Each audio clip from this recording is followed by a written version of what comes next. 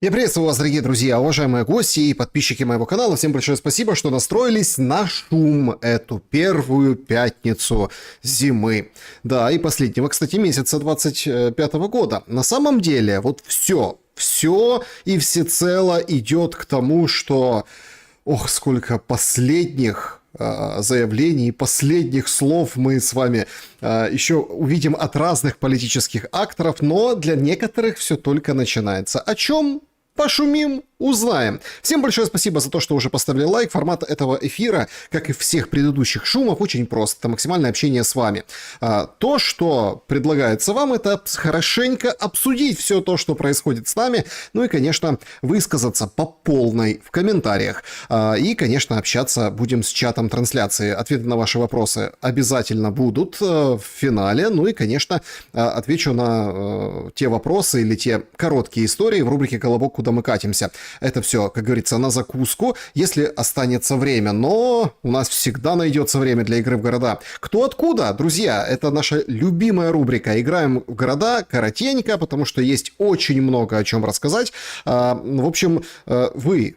пишите, откуда вы в чате трансляции, ну и, соответственно, мы объединяемся под этим грифом абсолютного несекретного, да, местоположения каждого из вас. Москва с нами, Чернигов тоже, Лондон, саламчик, Григорий. Значит, Чернигов, да, Черновцы, Балхаш, Казахстан, Вроцлав на связи, Чернигов, Брянск, Белые берега, Шуматеков в Сочи, прекрасно, Красногорск с вами, родные, Алушта шумит, Бердянск, Запорожье, Оренбург шумит. И с нами нижние Зелепуки шумят. Ну, дед Константин, вы, конечно, молодец. Привет из Орла, Варел, большой привет, Черновцы, Мурманск, Бердянск, привет в Кирише, Харьков шумит, Самара, Штутгарт, Челябинск, Люберцы, Красноярск. Также из Винницы, здрасте, и вам здрасте, не хворать. Таганрог шумит, Одесса, Верхнеусинск, Саяны, Южная Сибирь, Гваделупа. Коротко и ясно, в принципе, можно все события подвести именно под это название вашего местоположения. Коктебель шумит, Воркута, ого, из Воркуты ничего себе, Советский Союз, кто-то аж оттуда шумит, представляете? Христище, Приднестровье на связи, Кривой Рог, Люберцы, Севастополь на связи. Также с нами Париж смотрит и шумит. Друзья, всем большое спасибо, что откликаетесь, продолжайте это делать. Сегодня, конечно, очень такая специфическая история произошла с одним из народных депутатов, Анной Скороход, которая как бы в группе Довира, ну там, в общем, Доверие, там, Майбах, короче, за майбутнє. В общем, да, народный депутат Украины попался на взятки, и к нему сегодня пришли с обысками, а в конце дня получили подозрение. Оппозиционный вроде как народный депутат, когда-то бывшая слуга народа, с длинной историей исчезновения или там выхода ее из фракции и перехода к другим. Так вот, сегодня у Скороход вот такая ситуация. И опрос по этому поводу. Что стоит за этим подозрением Скороход? Варианты вот такие. Новая жертва во спасении Зеленского. Ну, мол, смотрите, какой честный Зеленский, вообще, как бы, неважно, депутат, не депутат, вот как идет борьба с коррупцией. Новая жертва. Это возможный привет Умерову, потому что суть взятки – это как раз-таки повлиять на санкционный список СНБО. Выбивают конкурентов. Зеленский таким образом крепнет. То есть Зеленский или спасается, или крепнет. И еще один как бы вариант ответа – это лютый позор и ложь украинской политики. Лютый позор и ложь. То есть, насколько все, в принципе, взаимосвязано, насколько эти щупальца проросли уже и до тех, кто номинально критикует, на чем свет стоит эту власть, вот это, конечно, впечатляет. И это время, когда НАБУ взялось и пленки Минтича транслируют, как мы понимаем, такое время серьезных откровений. В общем, голосуйте, в конце подведем итоги. Значит, с нами Свебодзин из Польши, и также Горький шумит, Раменская, привет из Люберец. Класс, в Раменское передают приветы из Люберец. Варшава, с вами Александр, спасибо большое. Красный Лиман шумит, Александр, спасибо, что шумите. Ялта, город счастья. И Милан тут. Я бы добавил тут как тут. Значит, симпатичная скороход пишут.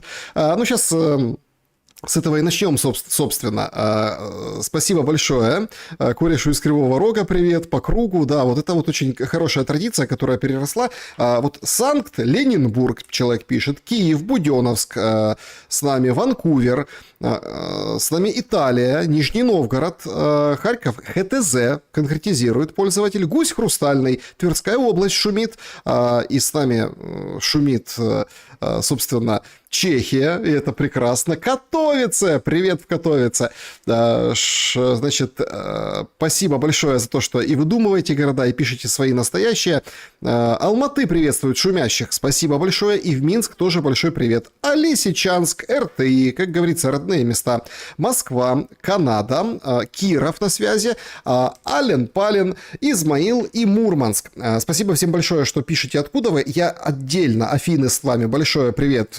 Особенно, знаете, в Афины, и вот это вот Тагил, тоже человек пишет, Тагил, привет с Ташкента, привет большой. Смотрите, я очень рад тому, что вы откликаетесь, когда пересматриваете в записи, и тоже пишете, откуда вы в комментариях. Понимаю, что там чат трансляции, ну, уже его нет, да, ну, а в комментариях это тоже отдельно. Отдельное спасибо за то, что вот объединяетесь вот этим посредством наших с вами попыток пошуметь, собственно, вот в такой географии очень своеобразной, потому что мы везде есть люди, здравомыслящие люди, которые следят за новостями и которые знают, как к тому или иному относиться. Начнем непосредственно со Скороход, народный депутат, значит, бывшая слуга народа. И к ней пришли с обысками. Она сразу заявила о том, что это политическое давление. В принципе, об этом давлении говорили давно. Все знают, что у НАБУ, у СБУ есть папочки на депутатов. И на не особо угодных депутатов тоже есть папочки. Бывший нардеп Мосейчук, тоже гость моего канала, сразу написал, что по моей информации она подала в Раду запрос, чтобы НАБУ и САП, ну вот как бы проголосовал парламент, чтобы они все вывалили. Вот все пленки. Не вот это вот дозировано, а вот все вывалили. Вот покажите народу. Действительно, Скороход борется за власть, имела контакты и в Соединенных Штатах Америки, имела, собственно, разные виды, ее там называли чуть ли не будущей, ну, если не руководительницей страны, то как бы таких столпов новой или там переходной или новой Украины. Она более того план выкатила, говорит, Ермак уйдет, потом дальше Зеленский, до свидания, будет переходный период, и в этот переходный период, собственно, он будет до тех пор, пока не будут выборы, а потом выборы, и, в общем-то, перезагрузимся, мир, дружба, жвачка. Этот сценарий, кстати, остается на столе, и по поводу него постоянно труд, вот которая встреча уже в Америке, в том числе, наверное, и это обсуждают. В общем, яркий народный депутат, и вроде бы как ярко выступает против власти, и у меня на канале тоже выступала четко против власти. И тут и к ней приходят с обысками. Ну, точно политическое давление, точно что-то в Раду не то подала. А позже, после этого, ей вручают подозрения. Деньги находят, показывают. Конкретно ее обвиняют в том, что общая сумма 250 тысяч долларов. Суть в чем? Некий бизнесмен хочет заказать конкурента, чтобы его нейтрализировать, внести в санкционный список санкций, которые продаются и покупаются. И НАБУ представляет материалы, ну так, с которыми они пришли к народному депутату. Нет, вы хотите, чтобы сделали то, за что я к вам потом не приду и не предъявлю претензию. Все, что я могу сделать, это нанять пацанов, которые вас где-то в переулке. Я этим не занимаюсь. Ну, не мой стиль, не мой образ жизни. Я вам сказала, вы отдаете деньги, вам пишут 2 расписки, они у меня. Значит, смысл этого всего. Вы отдаете деньги, там дальше будут переписки, короче, 250, 125 даешь, значит, тебе пишут, это вроде как ты взял, одолжили тебе, да, то есть это долг, а потом эти расписки рвутся, и таким образом как бы деньги против долг, ну и вот такая схема. Нехитрая расписка, все, получили, отдали, когда дело сделано, расписочка порвалась. Как только все происходит, мы их раз-раз порвали. Или... Вместе все порвали, все собрались так же втроем, четвером вы порвали, вы там. Все.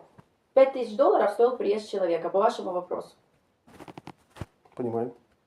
Чего я должна нести эти затраты? С какого хера? Ну, в общем, как бы риторика понятна, общение понятно. Значит, какой-то есть человек, который приехал, и только за то, что он приехал, это стоит 5 зелени. Представляете? И тут получается, откуда вот эта вот вся, ну, скажем так, быкотека? Оттуда, что вроде как, ну, человек-то приехал, да, а этот вроде как виляет. Ну, он сомневается, много сомневается. А что, если расписки напишем? А что будет? 5. Ну, что, я должна платить? И дальше фраза, которая делает, ну, подводит черту вообще под украинской политикой. Ну с какого хера? Мне Чтобы вы пришли и поставили мне свои условия? Я тут что, блядь, баночка джина или кто? Баночка джина. Понимаете? Баночка джина. То есть, если тебя потереть, оттуда из этой баночки, ну, там лампа была по классике, но у нее в баночках джин. Понимаете? И эта тотальная необразованность, это ведь все выскакивает. Почему? Потому что, ну, понятно, ситуация такая. Ситуация на самом деле какая-то вот, ну, нервозная. Все понимают, что делают плохое дело. Ну, кроме, наверное, вот этого бизнесмена, потому что он уже заряжен НАБУ. И вот типа к ней, ну, он уже понимает. Ведется съемочка, видите, тихонечко с телефончика. Все понятно. Это все пишется. Он знает, что это пишется. Поэтому он меньше не нервирует. Он просто там делает такое, скажем так, ну, вот такое, покерфейс такой, притворяется окунем. Но видно, что-то вот здесь женская интуиция Скороход подсказала, поэтому она так в серцях сказала про эту баночку, а не лампу джина. Члени злочинної групи повідомляють клієнту про необхідність передати частину неправомірної вигоди у Значит, 50% готовы сегодня закрыть, мои партнеры согласны. Если нет, закрываем вопрос. 50% хорошо, на том же месте нет, пока еще встречи, я после 16 дам знать. Окей. В 17, там, где встречались сегодня, окей, хорошо. сумі $125 тисяч США. Ну и вот здесь, собственно, я в дороге, могу задержаться. В общем, хорошо. В общем, спасибо, что предупредили, приехал. Ну и тут денежки, фотографии, все хорошо. Это о том, чтобы я спокойно спал, чтобы вы мне не сказали, если такая только у вас расписка, то я просто вам должен 125. И вы пришли через день, 2, 3 месяца в суд и сказали, вот мы ему дали 125, все грубо сейчас. Знаете, честно говоря, я... Ну, то есть, смотрите, идет, это, видимо, помощник, да, там, вокруг Анны Скороход люди, ну, там, чеченцы, помощники специфические. Кстати, такие же нерусские сидели в кафе с Поляковым, как выяснилось, любимым, потом уже выяснилось, любимым мужчиной Скороход, который, в общем, сердце остановилось, отравление. Где отравился, как отравился, так кто его знает, в кафе, не в кафе. Тот Поляков, который решил рассказать историю из туалетов, где передавали деньги, ну, в конвертах депутатам. Ну, собственно, так он и ушел с этой историей, потому что он говорил, это не моя тайна, это там депутаты мне говорили, другие. В общем, шумный был депутат, сразу еще в самом начале, еще далеко до войны, выбивался из колеи. Потом выяснилось, что они с ним дружили, а она была замужем при живом муже. Вот, собственно, вот все очень обеспеченные люди, да, там, декларации, биткоины, в общем, все нормально у них. И вот такая схема. Ты типа расписка, чтобы потом в суд, вот я ему дал, вот, ну, как бы, да, подстраховочка. И тут заходит Скороход. Ну, как вы здесь? Да, все нормально. Смотрите, судя по всему, здесь идет речь о каких-то связях. И это самое страшное, что связях. То есть депутат, да, бывшая слуга народа, теперь яркая оппозиционерка, которая раскладывает планы, как будет уходить Зеленский, имеет конкретный крючок, конкретную зацепку людей, которые могут решить вопрос. И вот этим каналом, этот канал и накрывают набушники. Я просто больше посмотрю эту расписку как человеческое обязательство, а не дальнейшее юридическое действие. Непонятно, просто я тоже хочу спокойно спать. Я больше. Видите, все хотят спокойно спать, и Скороход говорит, я больше всех хочу спокойно спать. Всех хочу спокойно спать.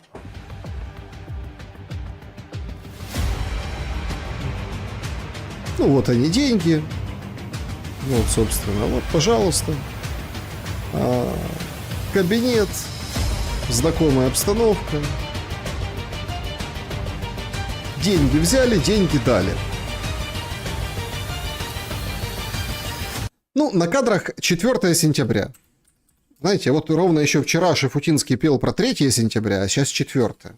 Сразу разыскали, что это действительно такие эти кабинетики депутатов в Верховной Раде.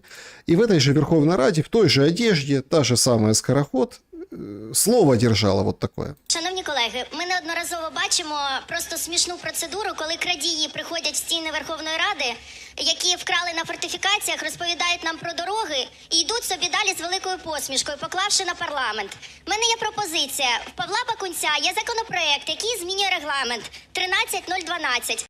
Ну, в общем, понятно, что это пропозиция или это предложение, все там отвергнуто. Вот что совсем недавно говорила Скороход о этих коррупционерах. Прикольно перевести стрелки и сказать, кто всрался, навистка. У нас так и делают. И как поведут себя? А у нас получается как? Если ты украл бутылку водки, тебя посадят. Если ты вывез эшелоны долларов, тебя отправят главой делегации на переговорный процесс. Ты очень ценен этой стране. Так она хотела быть ценной этой стране. Тем более, что там она зарабатывала? Ну, какие-то копейки вообще, там что-то порешать, кого-то с кем-то куда-то свести. Она хотела спокойно спать, написали эти расписки.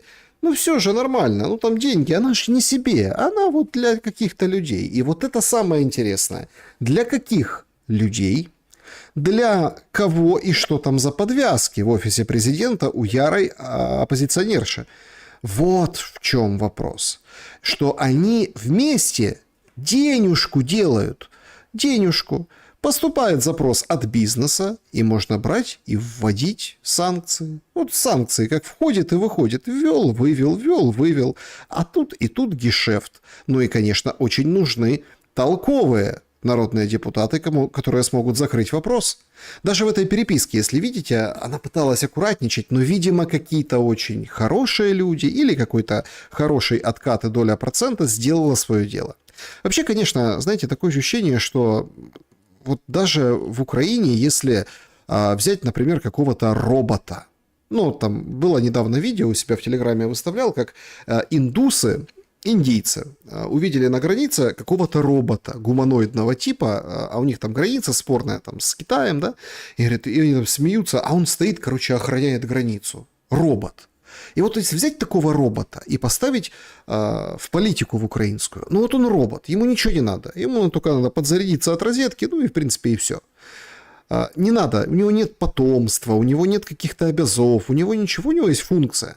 Мне кажется, что в Украину даже такого робота поставь, то эти бешеные деньги, бешенейшие деньги, они даже соблазнят и этого робота. Ну вот подумайте, до войны вот в эти... Общий, там, скажем так, поток через Украину, это имеется на вход и на выход, было, ну 200 миллиардов. 200 миллиардов долларов, да? Ну, это имеется в виду, вот это вот все, да, бюджетное, туда-сюда.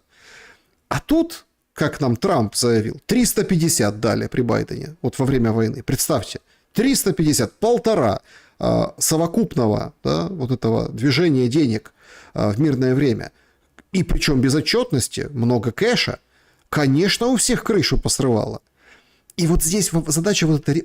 Смотрите, тут же как? Вряд ли она хотела помочь какому-то хорошему человеку. Вряд ли хороший человек, бизнесмен, мог бы прийти и сказать, вот у меня тут конкурент палки в колеса ставит, я его хочу обойти, давайте его под санкции введем. Поможешь? Она говорит, ой, помогу.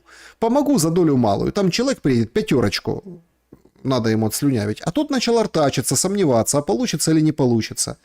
Общая история этого, конечно же, о том, как санкции покупаются и продаются. Почему это сейчас произошло? Кто-то видит за этим там, победу Зеленского, да, что вот смотрите, какая-то высунулась оппозиционерка, мы ее к ногтю. На самом деле это может быть только затравка, потому что нам обещали что? Минобороны. Но Минобороны коррупционные схемы в этом сегменте вскрывать во время войны очень небезопасно. Почему? Военная тайна. То есть боевые действия не останавливаются, и это все равно железобетонная отмазка. Ну, в общем, железобетон, который ты не пробьешь, не получится. Почему? Потому что, ну, как мы вам закупки покажем, как мы вам вот эти все вещи покажем. Не, ну или, например, покажут правоохранителям, но на публику ты это не выдашь. А вот санкции, тема вообще благодатная. Это затравочка. Нам уже сообщили, слили информацию всем, что появился некто Хухря. Это якобы, мы пока не знаем, услышим на пленках точно Миндича, поймем, что это он. Короче, дело будет идти в сторону Данилова. А там же, когда санкции только начались против всех подряд, когда вносились списки по 1000 человек и на Запад представлялись, мол, вот мы Украина, а тут мы Украина, а тут мы же требуем синхронизации с западным миром, а это все как бы дороже, если купить и продать, правильно? То есть заработок просто феноменально. Эти 250 тысяч долларов покажутся, ну так, фантиками какими-то, которые наверняка там богатая скороход, ну, вряд ли они ей нужны были, эти деньги. Здесь что-то другое. Здесь какое-то или служение, или откуп, ну, быть полезной. Да, я вас хожу, песочу по эфирам, я вот такая, я против, но, собственно, ребята, вот вам как бы клиент я им привела. Все говорят, о, прикольно, клиент, хорошо. Причем примечательно, смотрите, никто же не сказал о вот этой конечном звене, тот, который деньги-то взяли, да, накрыли эту всю историю, а вот не удалось поймать того, кто в СНБО это носил, кому в СНБО. Умеров, как погода в Майами, как погодка Умеров. А надо говорить. И придется говорить. И вот тут всплывет очень много интересного. Начнут с позапрошлого главы СНБО Хухри Данилова. Под дипломатическим иммунитетом в Сербии, по-моему, да, в Сербии, послом в Сербию отправил Литвиненко секретаря СНБО прошлого, ну и сейчас Умеров, глава переговорной группы. В принципе, санкции, ну, как бы нанизываются и продолжают это делать. Как бы сейчас немножко притормозили, а на самом деле Зеленский раз в неделю вводит санкции против кого-то.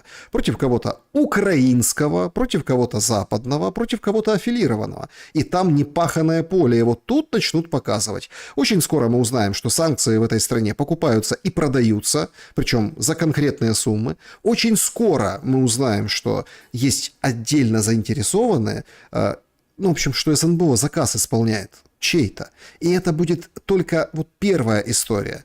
Ну так а что со скороход? Есть такой Кудрицкий, собственно, тот, которому нет никаких претензий на воровстве, ну, потому что он один из, ну, скажем так, правильных строителей обороны вокруг энергообъектов. Он пишет о том, что, значит, эта депутатка, действительно пошла информация о том, что, в общем, там БАС и Рокет, они говорили между собой и говорили, что нужно взять депутатку, скороход, конкретно по фамилии назвали, чтобы она запрос депутатский написала. Старый как мир бизнес. Депутат имеет полномочия писать запросы в разные структуры, госпредприятия, короче, везде. Ему не ответить нельзя. Отписываться можно, но он еще будет бомбить запросами. Короче, надо отвечать. Если соврешь, то тоже как бы нехорошо, могут и по шапке настучать. То есть это законная процедура. И вот они пользуются. Запрос туда там стоит столько-то, сюда столько-то. Короче, на пленках Миндича вот эти фигуранты говорят, надо, пускай их скороход напишет, собственно, свои запыты. И вот он говорит, Рокет говорит, поручить скороход со своей стороны, могу свидетельствовать, на весь Facebook свидетельствовать, что депутатка периодически бомбардировала своими запросами менеджмент Укрэнерго, а ответы компании практически мгновенно оказывались на телеграм-каналах, ну, он называет телеграм-помойки Офиса Президента. Как так? Скороход? Как так, оппозиционерка? Значит, она пишет запрос, ей лично отвечают, а ответы обсасывают на телеграм-помойках Офиса Президента. Также скороход входит в ТСК, ну, Следственная комиссия депутатская по энергетике, которая атаковала неугодные Галущенко и Миндичу госкомпании и всячески не замечала коррупции в Энергоатоме, Минэнерго. Коррупционеры, которые, вот эта мысль потрясающая, коррупционеры, которые выгораживают фигурантов Миндичгейта. Что может быть лучшей рекламой? Только заслуженная, тяжело отработанная подозрение.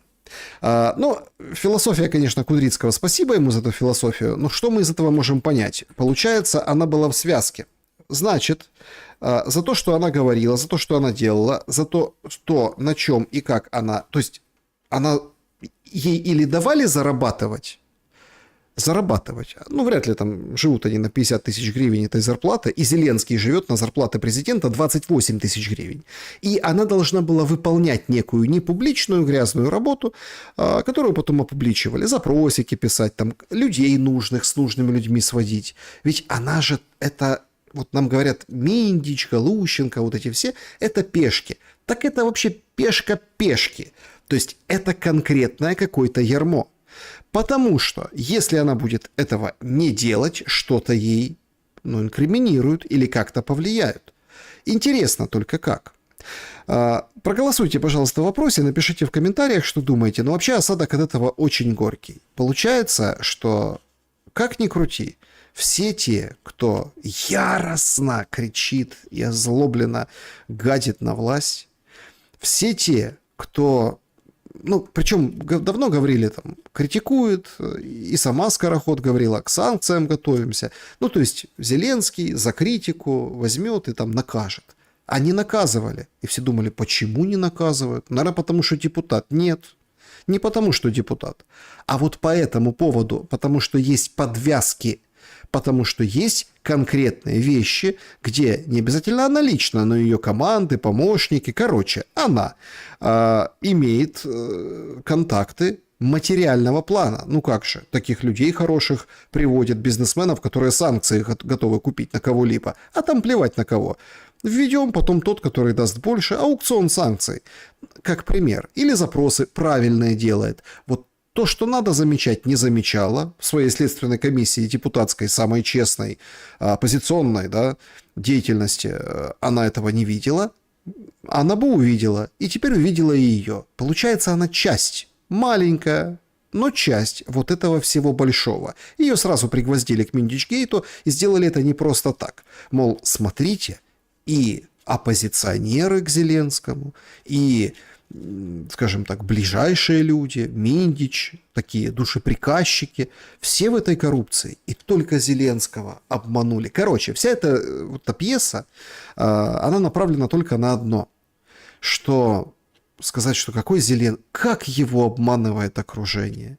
И свои, и чужие все воруют, а он живет на 28 тысяч гривен, и немножко там положил в валюте на ОВГЗ, там какие-то банки у него, какие-то что-то, там копейки по сравнению с этими всеми суммами. И в этот момент мы видим, как вообще меняется ситуация в мире. Абсолютно другой становится. Как вот международка бурлит такими вещами, что вот это кажется ведром с помоями, конкретными помоями. Это грязь от лаптя, которую нужно стряхнуть, которую нужно смести. И это сейчас и происходит. И это сейчас делают набушники под руководством ФБР. Это сейчас делают, как говорят уже и СБУшники. Конечно, а почему без СБУшников? Конечно, с СБУшниками. Значит, правда, слухи о том, что сильно заболел Малюк, герой Украины, не подтвердились. Зеленский, видите, уже как поздно, он не выпускает свое вечернее обращение, разговор с телефоном, но всем сообщил. Значит, с Кислицей говорил по поводу Соединенных Штатов Америки. И, внимание, к нему пришел Малюк. Представляете? Значит, о чем это? Пишет Зеленский, или Зеленскому пишут. Глава СБУ Малюк доложил о результатах службы в противодействии российским оккупантам и коллаборантам. Коллаборанты и оккупанты атакуются СБУ. И он доложил. Смотрите, у Скороход, если мы найдем российский паспорт, там несложно. В принципе, схему уже все поняли. Заказываешь где-нибудь там на Каширском шоссе в каком-нибудь бункере, притоне, тебе его печатают фальшивый, а потом берешь и, собственно, демонстрируешь. О, Зеленский ставку провел. Ничего себе. Сейчас вернемся к ставке. В общем, важно, что служба безопасности Украины остается максимально точной в наших дальнобойных операциях и уничтожении логистики. Точной остается, то есть стреляет далеко. Тоже нарабатываем форматы последующего развития государственных институций Украины. Вот за этой фразой, по-моему, стоит все. Значит, все говорят: Зеленский, где твой глава офиса? Неделя прошла, как ты с ним слезно прощался, и сейчас ты смотри, какой в настроении, общаешься с Малюком. В чем дело, Зеленский? Алло, как? Нет. И начинаются варианты. Федоров, Шмыгаль, Буданов. Но нет, Буданов вроде нет. А кто там? Маркарова. Ну, Маркарова будет советницей. И есть что посоветовать. Она насоветовала в Пенсильвании в свое время на завод оружейный в США съездить, когда была послом в Соединенных Штатах. То есть они с Малюком нарабатывают форматы развития институций. Это каких институций? Институций в Украине не так много, но они с Малюком нарабатываются, с героем Украины. Ну вот, чтобы как бы не возвращаться уже к Зеленскому, он ставку очень важную провел, хорошее решение для каждой боевой бригады. Короче, людей делят, в общем, собирают горстку народ и делят, чтобы не жаловались, что там туда бомжей и стариков посылают, туда вообще никого не посылают, а туда просто люди не доходят, уходят в СЗЧ. Главное, что каждая боевая бригада гарантированно будет каждый месяц пополняться людьми, так, чтобы понимать, как обустроить обучение в бригаде, что ротации проводились, короче, планы. Занялся фронтом, занялся Зеленский. На фронте бойцы об этом говорили, и мы это реализуем. Сейчас это поможет укрепить нашу защиту. Генштаб и Павло Полиса, он вообще как бы зам несуществующего главы офиса Павло Полиса, они представят эту работу. Ну и Генштаб. Глава Генштаба на переговорах, как вы понимаете, да? В Америке. Вот сидит и не вылазит оттуда. Вчера поговорили, сегодня поговорили. Короче, представят. В общем, важная ставка, что делать с людьми, как собрать, соскрести из донышка вот этого мобилизационного ресурса тех, кто не сбежит и будет покорно тянуть лямку службы на фронте в тот момент, когда война выходит на финишную прямую. На финишную прямую. Четко это и ясно. Даже встреча Путина и Моди нам демонстрирует, что война выходит на финишную прямую. Представляете? Значит, вот такая вот она была, эта встреча. Ну, буквально несколько кадров. Феерический. Двухдневный визит, он сегодня закончился. Феерически его встречали. Значит, конница. Заметьте, кони бегут, и никто не гадит. Ну, как обычно бывает в Британии или еще где-то. Аурус вот обязательно, да? Аурус в пути обязательно. Встречает Моди лично, у трапа.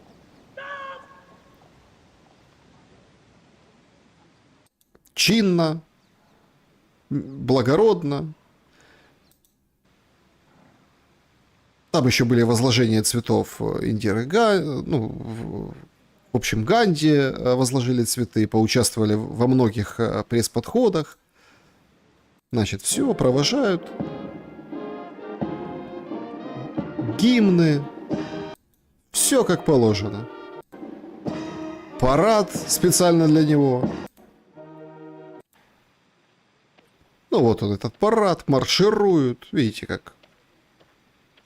Встречали с самолета танцами, а здесь маршируют, отдают честь.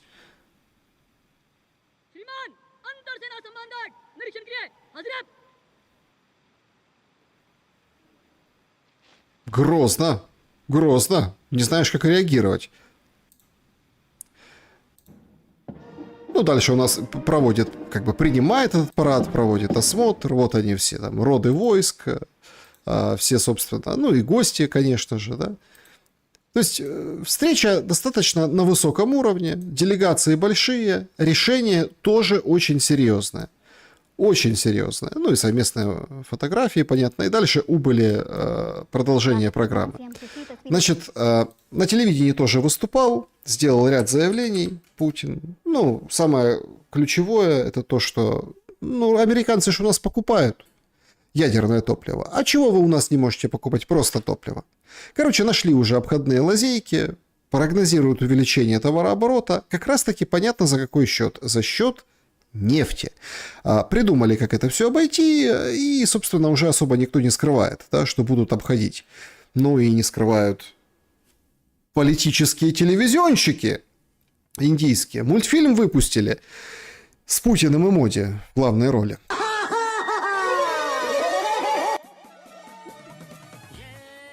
Я вот, если честно, не понял. Ну, это, конечно, Индия, да. Я вот помню еще эти индийские фильмы, очень любил, красиво все было. Вот правда не понял. Чего они едут на мотоцикле с коляской?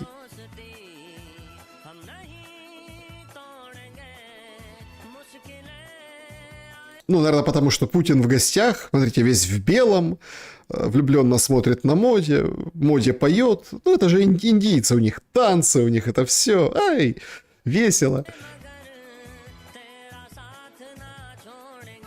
Вот этого жеста я тоже не пойму. Это, наверное, что-то индийское. Моде целует руку Путину.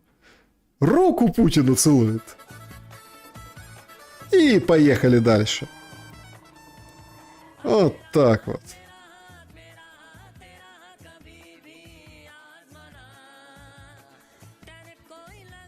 О, поменялись, понимаете? Поменялись. Теперь у руля Путин, а сзади С-400 мелькают.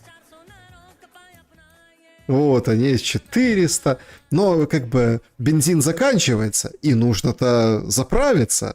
Смотрите, в каком веселом настроении Путин и Моди. А Трамп, это же как бы Трамп в кепочке. Трамп заправщик. Ну, тут как бы разведено, что это вот российская бензоколонка и американская бензоколонка.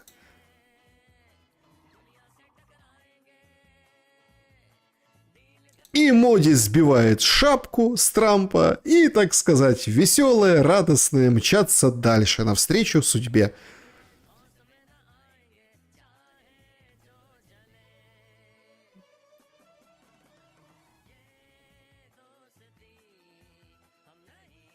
Потрясающее, конечно, творчество. И это вот прям на индийском телевидении. Как мы уделали Трампа.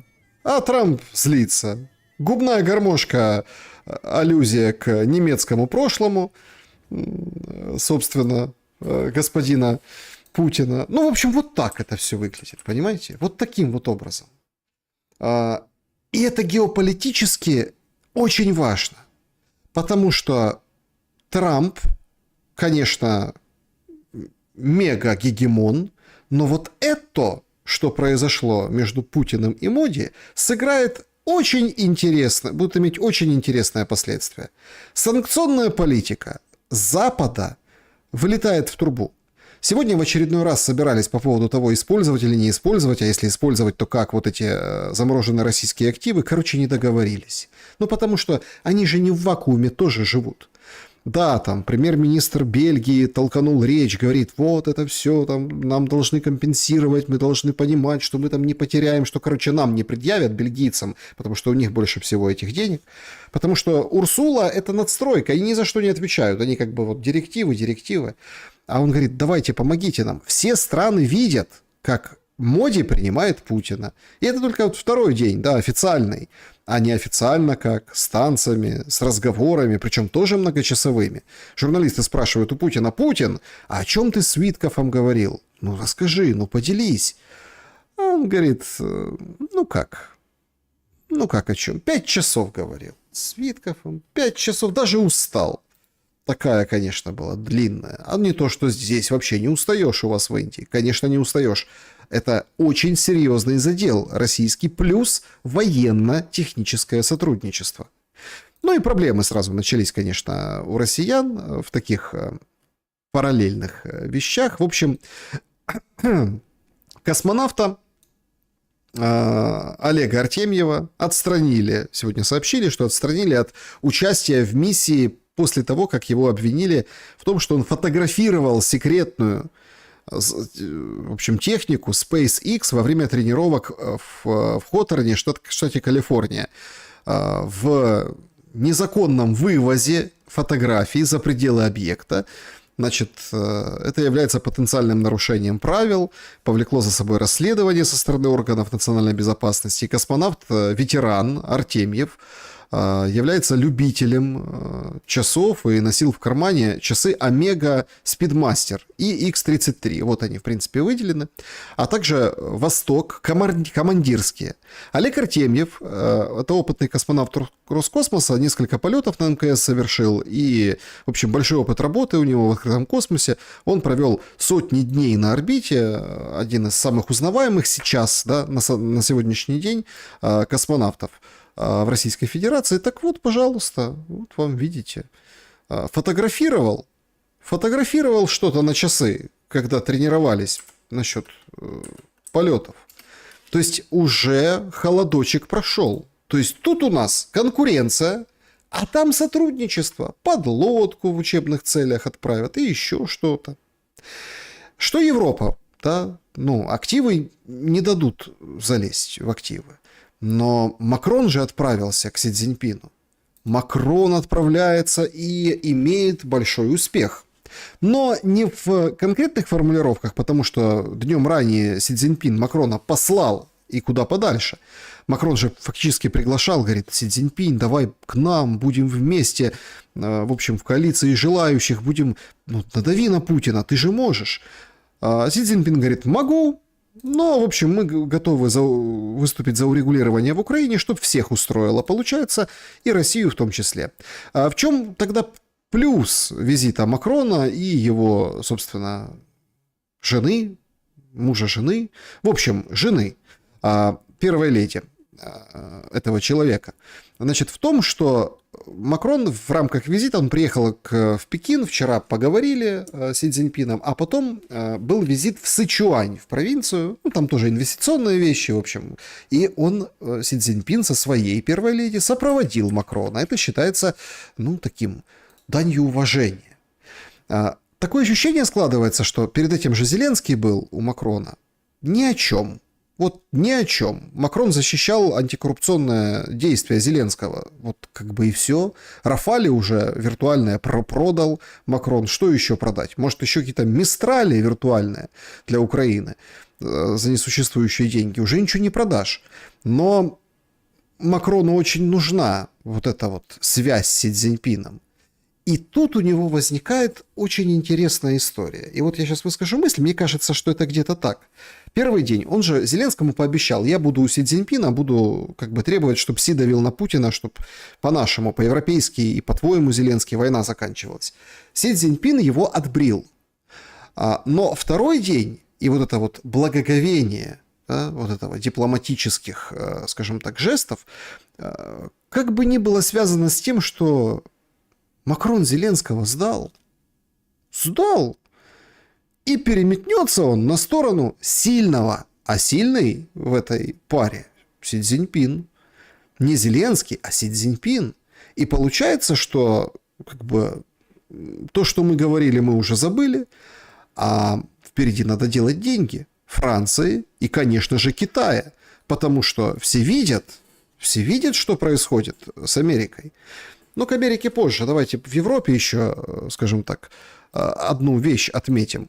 Потрясающая публикация в немецкой прессе. Глава дипломатии Каллас оказалась под давлением на фоне коррупционного скандала в структурах ЕС. Значит, Каллас отреагировала на скандал быстро, однако ее позиция внутри самого ведомства восприняли ее неоднозначно. Издание отмечает, она говорила о глубоко шокирующих обвинениях, в то же время подчеркивала, что они были сделаны в соответствии с предыдущими мандатами. По словам Каллас, обвинения никоим образом не должны умалять хорошую работу EAD. Это Могерини, когда взяли за мягкие ткани, но потом помурыжили и отпустили. Расследование продолжается. Так вот, однако, как стало известно Берлинской газеты, некоторые сотрудники критически относятся к письмам Каллас. По словам Тенора, министр иностранных дел ЕС хочет как можно скорее дистанцироваться от коррупции. И Ее обещание обеспечить полную прозрачность не только не сняли напряжение, а напротив, усилили недоверие среди сотрудников. Газета говорит, что некоторые сотрудники жалуются, что до сих пор очень мало подробностей о структурах внутреннего контроля. Короче, над Каей Каллас сгущаются тучи. И как бы там ниточки к ней не привели, персонально, и ее ведомству. И вот видите, как-то дипломаты по-своему, она как-то вот по-своему, разброд и шатание. Червь антикоррупционной деятельности пробрался и туда. Единственное, у кого все стабильно, это у поляков.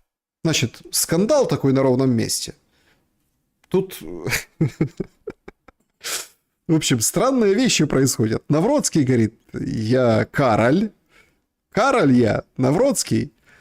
Зеленский должен сам первый изъявить желание прилететь ко мне там, собственно, с первым визитом в моем президентстве.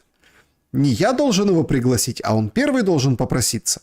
А он не просится. Сикорский вмешался, там что-то начал про корону, которая там упадет, не упадет у Зеленского. В общем, поляки начинают, собственно, закручивать очень интересную интригу. На ровном месте скандал произошел, очередной, Украина и Польша. Вместе с этим, конечно, стабильно Россия плохая. Но она, по словам Сикорского, руководителя Министерства иностранных дел, еще и хуже, чем СССР. Вот так и говорит. В международной политике важно не только то, где мы находимся, но и направление движения. Вы поняли? Это премудрость. Надо выбить золотыми буквами на вход в туалет Министерства иностранных дел Республики Польша. Причем вроде, поляки, умные же люди. Министр у них, вот этот, скажем, Сикорский. Президент Навроцкий, а министр Сикорский. Говорит, важно не то, где мы находимся, а еще и направление движения. Представляете? Направление движения. Прямо и за угол. А Хельсинки был возможен потому, что тогдашний советский блок и, в частности, Советский Союз двигались в правильном направлении, уходя от экспорта революции и тоталитаризма в сторону международных правил и реформ. В общем, это они Хельсинские соглашения вспоминают. Значит, возможно, это было, потому что СССР, они же как? Они же двигались в сторону правильную. Поэтому они были хорошие. С Россией вообще так не получается.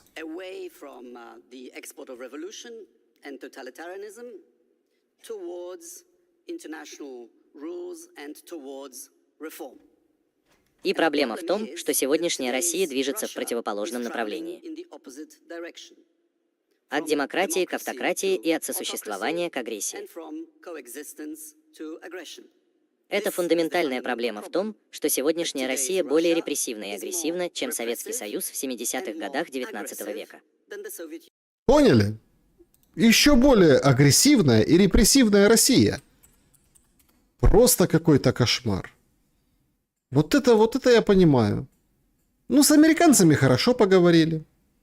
Сегодня у Ушакова спросили, расскажи, Ушаков, скажи, как там вообще, что они 5 часов, а Кушнер как, этот потомок партизан, вот уже несколько дней прошло, уже можно. Ушаков сказал, что ждут итогов разговоров с Украиной американских, а встреча была шикарная. Вот встреча, ее атмосфера вообще, какая была, тональность разговора? Тональность, я бы сказал, не побоюсь этого слова, конструктивно-дружеская. Путин хорошо знает Уитков, он с ним встречался уже 6 раз, и такой у них разговор действительно дружеский, и они понимают друг друга уже с полуслова. И новый человек подключился, я бы сказал, что он оказался весьма кстати, потому что к этому обаянию и дружелюбности Уиткова он добавил элемент системности. Я лично считаю, что во многом, если будет верстаться и дальше на бумаге какой-то план, ведущий по регулированию, то ручкой водить во многом будет именно господин Кушнер. Да, видите, какой Кушнер? Ручкой будет водить именно он. Конечно, Хабат, белорусские партизаны. Замылили Хабат белорусскими партизанами, но тем не менее. Поэтому, в общем, скажем так, Кушнер будет ручкой водить. Интересная формулировка. О многом говорит. У самого же Виткофа на родине пресса пишет следующее. Превратил он Майами в штаб-квартиру своей внешней политики. внешней политики Трампа 2.0. Уитков отменяет встречу с Зеленским из-за того, что время неподходящее. Спецпосланник Трампа Витков и зять Кушнер после переговоров с Путиным не стали проводить встречу с Зеленским, потому что сослались на неподходящее время. По данным Майамской газеты, их маршрут пролегал между Москвой и Майами, где сосредоточены ключевые внешнеполитические контакты администрации. Однако в Европу для разговора они не заехали. Значит, американские и европейские источники отмечают, что это решение вызвало вопросы у союзников, поскольку переговоры по Украине фактически смещаются из традиционных дипломатических центров в Южную Флориду. Представляете? Теперь у нас не вот эта Швейцария, не вот эти вот Хельсинки, которые вспоминает Сикорский. Майами, Южная Флорида. Вот как-то так. Вообще все идет к миру. Сегодня в очередной раз нам об этом сказал Дональд Трамп. Ми встановлюємо мир по всьому світу, врегульовуючи війни, на рівнях яких ніхто раніше не бачив, аж 8 таких. Ми шукаємо ще одну Росія-Україна, якщо це можливо, і я думаю, що ми зрештою цього досягнемо. Минулого тижня 8 тисяч солдатів загинули за місяць. Вони даремно втратили 27 тисяч солдатів. Треба це зупинити. Ми дуже наполегливо працюємо над цим. Значит, как обычно, погибли много солдат, мы очень серьезно работаем и добиваемся успеха. Но самое это интересное, все скоро закончится. Венс говорит о том, что осталось 2-3 недели и будут хорошие новости. Ну, несколько недель и появятся хорошие новости. Все нормально, все на мази. Они создают вот эту иллюзию, что у них все хорошо. Ну так, кто-то говорит, зачем, что это, ничего не происходит, война как идет, так и идет, убийства продолжаются, мобилизация жуткая, воровство, вот это вот кровати попереставляли, может каких-то там доходяг, особенно да, скомпрометировавшихся себя девочек поменяли, но на самом-то деле все же идет и только как бы нарастает эскалация. Так а какая разница? Ты говоришь, что все хорошо, тебя уважать будут, премии даже давать. Первая в истории премия мира от ФИФА, футбольной мировой федерации. Mr. President, this is your prize, this is your peace prize. There is also a beautiful medal for... Значит, Peace Prize, значит, это награда твоя, приз твой за мир и красивая медаль.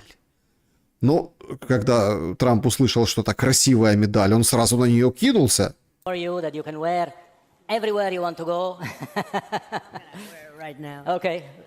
Смотрите, он сам себе вешает. Он вешает себе сам. Ему не нужны вот этот, там, руководитель ФИФА. Да ну тебя. Это сегодня жеребьевка в чемпионате мира 26-го года, да, и вот это вот там решили приурочить, Трампа наградить, представляете? Футбольная ассоциация. Fantastic. Excellent. And you will receive also, of course, a certificate which reads out, and I would read it out with your permission, what are the reasons for you receiving this FIFA Peace Prize, Football Unites the World. So the FIFA Peace Prize is presented annually on behalf of the billions of football-loving people from around the world to a distinguished individual who Короче, все болельщики, кто любит футбол, награждают Трампа за то, ну или кого-то другого. Это первая награда, не было... Вот смотрите, какая она замечательная, да? Это же прям все как любит Трамп. Руки держат мир, мир типа мяч, руки типа вратарские. Класс!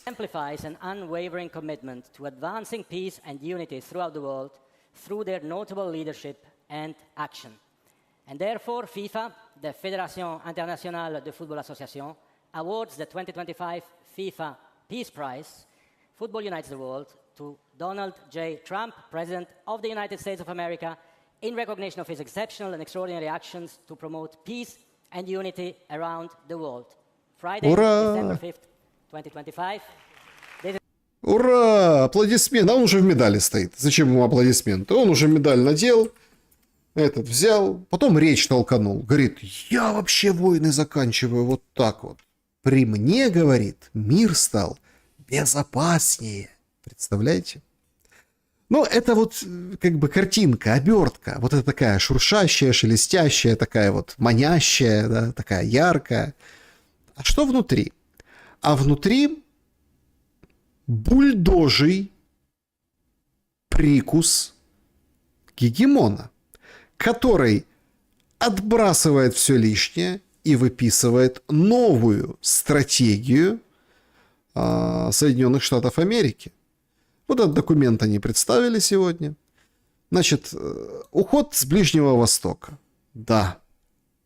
Теперь это не какой-то там, скажем так, супер-пупер важный. Короче, все перемещается в Азию. Что по Украине? Это ведь принципиально важно. Значит, по Украине завершение войны в Украине, восстановление стратегической стабильности в отношениях с Россией являются важнейшими интересами США. Вот такая стратегия нацбезопасности. Значит, в документе также обозначается, что, значит, нужно предотвратить непреднамеренную эскалацию или расширение войны, остановить стратегическую стабильность, восстановить стабильность с Россией и еще поствоенное восстановление Украины обеспечить для ее выживания как жизнеспособного государства. Значит, также там отмечено, что война на Украине имела обратный эффект, усилив внешнюю зависимость Европы, особенно Германии. В частности, немецкие химические компании строят в Китае крупные перерабатывающие заводы, используют российский газ, который они не могут получить на родине. Ну, в общем, также жесткая критика политики европейских стран в отношении войны в Украине, ну и в других отношениях тоже. То есть стратегия очень такая, достаточно жесткая по отношению к Европе и вроде как благостная к Украине, но только отчасти. Идет Трамп в Азию, идет туда, где уже Путин с Моди, где уже, собственно, Макрон пороги оббивает. Макрон, который был слив вчера в Шпигеле, стенограммы их общего разговора, они, знаете, то они друг с другом переговаривались. Ну так долго. Ну представьте, 5 человек на линии, да? Это же быстрее по времени, чем ты каждому отдельно звонишь, а потом они звонят друг другу, а так все вместе на одной трубке висят. И, в общем, довиселись, что договорились до того, что США предали Европу и предали Украину. Это якобы сказал Макрон. Макрон из Китая кричит: нет, этого не было, не врите, вы все не так поняли. Мы нужны США. США нужны нам. Все опровергаю. Это ложь, провокация. Другие почему-то, правда, не опровергают, но Макрон, конечно, опровергает. В этой истории, в этом разговоре пытались спасать Владимира. Заметьте, не Украину, как в этом обновленном варианте над стратегией США, как жизнеспособное государство, а Владимира как жизнеспособного Зеленского, понимаете? Вот в этом вся и разница. Ну и по поводу миролюбивости и новой стратегии Трампа очень интересный материал вышел в The Telegraph. Значит, лидер Венесуэлы в беседе, вот они прознали, что была некая беседа с президентом Трампом у Мадуро 21 ноября. И он тогда попросил оставить ему $200 миллионов из личных активов, амнистировать себя и соратников, убежище в дружественной стране предоставить. По данным источника издания, лидеры не могли прийти к компромиссу из-за требования амнистии для сотен венесуэльских чиновников. Также Трамп и Мадуро разошлись во мнениях о формировании переходного правительства, о том, куда может уехать венесуэльский лидер. Короче, все не нравилось, что предлагал ему Мадуро. Один из собеседников газеты утверждает, что Трамп предложил в качестве вариантов убежища Китай или Россию, а Мадуро намеревался остаться в западном полушарии, в Кубе. В качестве возможного компромисса также Катар рассматривал. В Венесуэле самого разговора содержания не подтверждали, ну, вроде как не опровергали, пока, по крайней мере, во время нашего прямого эфира. То есть, смотрите, как все дела обстоят. Мы все гадаем, а чего они так долго вот это там вошкаются? Умеров, притащили этого начальника генштаба. Ну, это на поверхности. Начальника генштаба притащили для того, чтобы типа был военный, что мы и с военными тоже говорили. Это раз. Во-вторых, ну, вот это вот карты, что куда двигать, вот для этого. Но Умеров-то Вот это переговорщик. Вот это моща, а не переговорщик. Он там для того, чтобы гарантии безопасности себе выторговать. Если этот слив за телеграф правда, ну или что-то около где-то рядом этим пахнет, то Трамп, вот смотрите, детали можно там 200 миллионов, Катар, Куба, в Россию езжай, в Китай, ну в общем такое. Это все, ну как, это беллетристика. Интересно другое. Трамп предстает в этом материале тем человеком, с которым можно договариваться о своем будущем, личном, и своих побратимов, ну или там товарищей, которые, так сказать, во власти. Именно этим сейчас занимается и Зеленский. Только с Зеленским никто не встречается. Никто не встречается. Я думаю, вряд ли Умеров будет сильно уж, ну уж так уж сильно лоббировать и спасать задницу конкретно Зеленского в первую очередь, чем свою. Я думаю, что будет в первую очередь спасать свою, тем более он кто? Ну, как говорят злые языки, гражданин Америки. Поэтому с ним вот так вот и беседуют подолгу, доверительно, и они выторговывают. А сколько можно будет взять денег из украденного? Скольких людей можно посадить в этот Ноев ковчег для Зеленского, каждой твари по паре, и высадиться куда-нибудь, ну, не на гору Арарат, да, а куда-нибудь, не знаю, там, возле Стоухенджа, например, там телепортироваться и вот где-нибудь там в британском или оманском, почему нет, каком-нибудь замке жить, поживать и добра наживать, чтоб никто не, собственно, не вспомнил, а самое главное, не вспомнили местные обиженные украинцы, олигархи, сильные мира сего, ну и, конечно, россияне, чтоб не вспомнили. С точки зрения же вообще поддержки Америки, ну, извините, сегодня прям вот в таблице привели. Кильский институт сообщил, что за первые 2 квартала 2025 года Украина практически не получила финансирования финансовой помощи от США. Всю поддержку брала на себя Европа. После прихода к власти Трампа и после исчерпания поставок оружия из пакетов Байдена Вашингтон только продает оружие Украине за европейские деньги. И вот мы видим, какие последние 2 квартала, чуть-чуть остатки из США, денежки, даже еле видно, ну и ничего во 2 квартале. Вот так вот вам и Кильский институт. Все посчитано, все к этому идет, это новый мировой порядок. А с Зеленским договариваются, сколько он себе оставит. Представляете? Трамп это тот человек, который решает, а где тебе проворовавшемуся человеку, который уничтожил свой народ, который тебя избрал большинством, где тебя вообще оставить, да? Кто с тобой поедет, а кто не поедет? Интересно происходит все. Ровно как и, собственно, у нас. Сегодня 5 число, завтра, ну, мы в прямом эфире, сегодня 5 число, завтра по новому стилю День Святого Николая. И так совпало, что по новому вот этому новоделу календарю этот праздник совпал с Днем Вооруженных сил Украины. Вот так вот. И я вот поразился в то время, когда вот эти политики прячут деньги, скороход обеспечивает, чтобы там за 5, чтобы человек пришел, 5 заработал, чтобы там куда-то ушли денежки туда, куда надо, чтобы там выполнить заказики, 250 тысяч долларов фигурирует в суммах, миллиарды на флешке Миндича. В этот момент украинцам тулят новый сбор. А какой? Смотрите, видеоряд, музыка. Что это вообще происходит? Короче, украинская команда волонтерский штаб. Смотрите, сегодня еще и, помимо прочего, это завтра день ВСУ и по-новому день Николая. А сегодня еще же день волонтера. Представляете? И вот в день волонтера волонтерский штаб. Что это за приблуда? На что деньги? На вот это деньги собирать? Слава Україні, друзі! Напередодні Дня Збройних сил України та Дня Святого Миколая українська команда продовжує збір на ось такі сіткомети, які дуже ефективно себе зарекомендували на лінії фронту. Сеткометы. Вот этот Криштофорович, он как бы призывает всех поздравить ВСУ с Днем Святого Николая сеткометами. Короче, такая штука, ты на нее направляешь на дрон, да, и он как бы запутывается в сетке.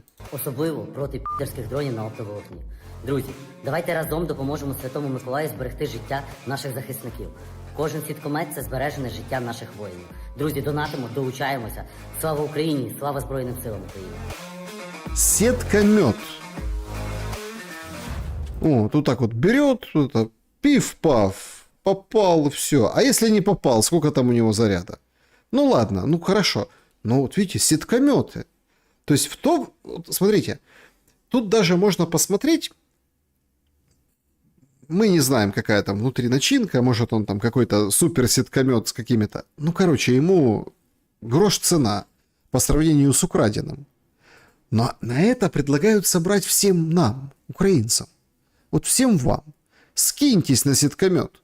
А люди же смотрят, ну да, сколько этих видео, тысячи видео. И с одной стороны, и с другой стороны, и с российской, и с украинской, когда солдата поражает дрон. А был бы у него сеткомет, да,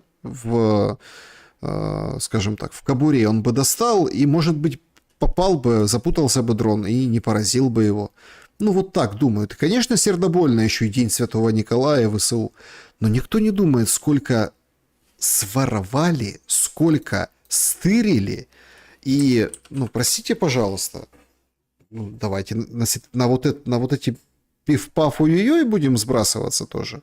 И на это тоже. Волонтерскому штабу на фоне таких расхищений. Вчера вышел указ, посвященный, кстати, вот этому Дню волонтера, и там целый список людей, которые, ну, правда, волонтеры, молодцы, разные люди. Называется «Золотое сердце Украины». Отличительный знак. И его получил Стерненко, представляете? Стерненко, который всем на днях сказал: ребята, нет, донатьте, война не заканчивается, война будет с нами долго. Не буде ніякого припинення російсько-української війни шляхом оцих псевдопереговорів. Буде війна і далі тривати, важка. І ми маємо бути готовими до цього і не тішити себе жодними ілюзіями. А для того, щоб у цій війні вижити і зберегтися нашій державі, ми повинні дуже швидко і дуже серйозно змінюватися. Змінюватися для того, щоб не загинути. Поняли? Меняйся, чтобы не погибнуть. Донать на сеткомет. Донать на его вот эти дроны. Давай, и меняйся. А меняться вот интересно в какую сторону? Вот все же смотрят, что ничего не поменялось. Нет, конечно, может на следующей неделе что-то поменяется. Все надеются на это. Но Ермак, как бы Ермак и Ермак, да? Что там у Зеленского? Поменялось что-то? Он ставку провел, как, собственно, людей спасти.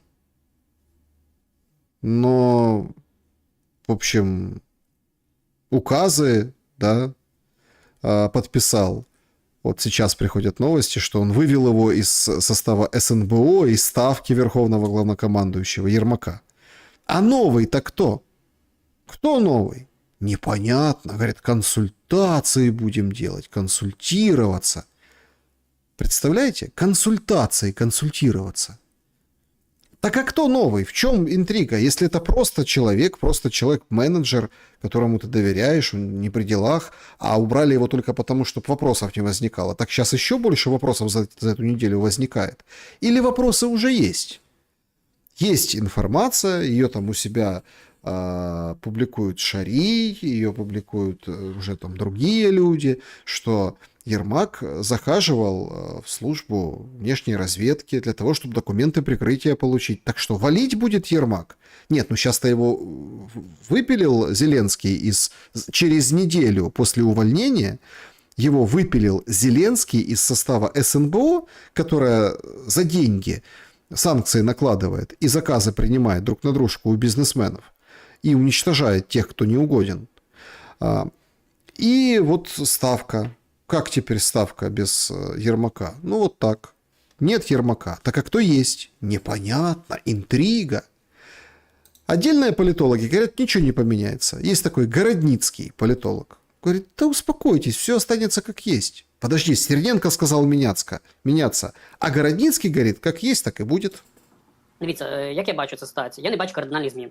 Я не вірю, що будуть якісь революції або бунти, або ще якось. Ми бачимо по голосуванню за бюджет, хоча там говорять, ті ж самі персони, які голосували раніше, і зараз проголосували. Там 193 депутата, вони таки голосують. Я розумію, що багато хто говорить про те, що вони переживали за країну, тому що під час війни треба прийняти, навіть не звертаючи увагу на свої якісь власні амбіції, ще щось треба прийняти бюджет. Маячня. Не думають вони ні про кого, ні про що. Ми віримо в те, я вірю в те, я знаю те, що... Нет, ты определись, ты веришь или знаешь? Влада Єрмака, вона має зараз розподілитися. Я верю, что власть Ермака должна распределиться. Представляете, власть Ермака сейчас как распределиться? Рассосется, я бы сказал. Ким і чим ми побачимо з часом. Те, що вона розосередиться, це 100%. Ті люди, які зараз залишилися і в парламенті, і в уряді, вони зараз будуть намагатися перебрати на себе відповідальність. Повторюся, що Єрмак не втратив всю відповідальність. Він буде, вплив точніше, він буде до кінця максимально намагатися відсторонити тих, хто там хоче його там залізти на його територію. Буде боротьба, буде ще щось. То есть, смотрите, влияние сохранил и будет вытеснять тех, кто хочет залезть на его территорию. Короче, ничего не поменяется. Але тиск буде божевільний також. Але в цьому випадку розумієте, що основний вплив він буде розосереджуватись. Про депутатів забудьтеся. Мені здається, що вони будуть і такими до кінця цієї каденції, потім підуть в нікуди. Але те, що вони будуть голосувати разом з всі, хто проголосував, вони будуть і надалі продовжувати цю всю діяльність надалі, тому що їх будуть залякувати, їм будуть погрожувати, їх будуть задобрювати і так далі. Тому подібне. Всі стандартні методи, які були і раніше. Короче, все ничего не поменяется. Смотрите, власть перетечет, сосуды сообщающиеся, все нормально. А депутатов там кого подозрением припугнут, кого, собственно, на взятки возьмут, кому папочку достанут. Мне вот интересно, а что вот это вот 4-го, значит, они это все задокументировали? 4-го. То есть сентября. Октябрь, ноябрь, 3 месяца. Ровно тютелька в тютельку 3 месяца ждали. Чего? Раз такая плохая скороход. Так а чего вы сразу ее не взяли? А скольким она еще помогла?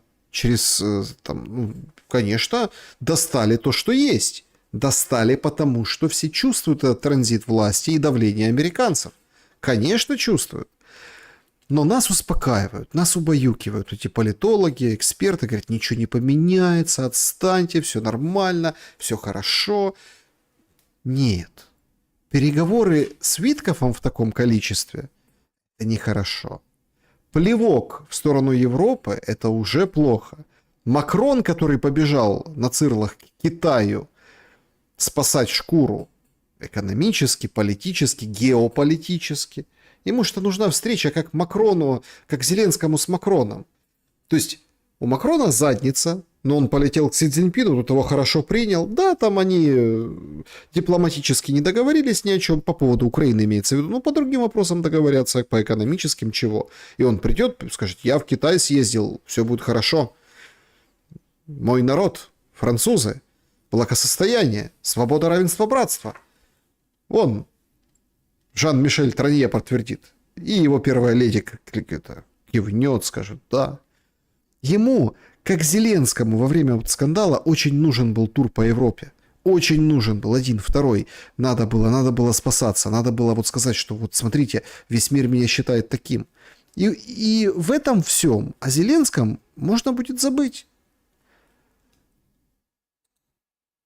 Ну, а насчет того, что ничего не меняется в Украине, это, конечно, вот эта дикая мобилизация. Значит, история, которая потрясла всех. Во Львове с ножом, так сказать, оборвалась жизнь ТЦКшника. Ну, как бы человек молодой, там 30 лет ему, в общем,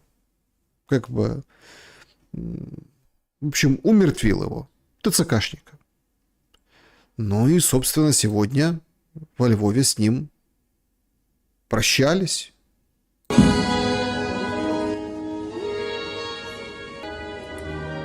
Слушайте, прям такое ощущение, вот судя по кадрам, что прям Львов весь, смотрите, ТЦКшника хоронят. Интересно, на колени перед ТЦКшником тоже будут становиться?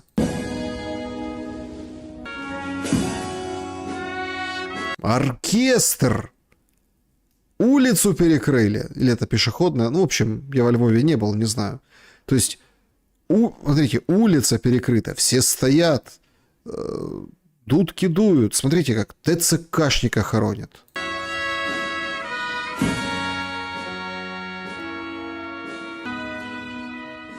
Потужно. Хода это называется. Шествие траурное. Представляете? Какого человека загубили? О нем пишут, знаете, вот как. Что ж это, кто же это такой? А это Юрий Бондаренко. Значит, 88-го года рождения. Родился он, ну, вот вчера, так сказать, последний день жизни. Родился вообще из Харькова. Смотрите, Львов, как харьковчанин, ТЦКшником. Чем же он знаменит? Значит, учился в академии, в академическом лицее, аэрокосмический лицей. По словам родных, Юрий увлекался коллекционированием ножей, историей увлекался.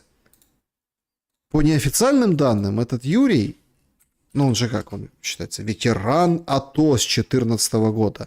Поэтому и ТЦКшник служил, конечно, служил с 2014 года. Харьковчанин. Говорят, что особо лютовал. Выбивал, так сказать, чистосердечное прошение на фронт вместе со своими коллегами. Особо злостный был, особо несговорчивый. Любил он это дело, как коллекционировать ножи. Вот от ножа и помер, понимаете, получается. Ирония судьбы такая. Вот что убийца рассказывает на суде. Мене зупинили для перевірки документів. Я надав документи. Кажу, перевіряйте по базі, я не шуків в РЗ. Викликав адвоката, чекав на адвоката. Приїхав бус, відкрили двері, одразу я отримав в лице. Мене запшикали балончиком. Наступне, що я пам'ятаю, це мене 4 чи 3 працівників у формі дії. Поліція нічого не робить. Наступне, що я пам'ятаю, я відкриваю двері додому, і потім я намагаюся змити сльозодушевий газ з вулиці. Це все, що я пам'ятаю з того вечора. То есть, смотрите, в этом инциденте, как бы, он был с ножом, да? Вот этот молодой человек.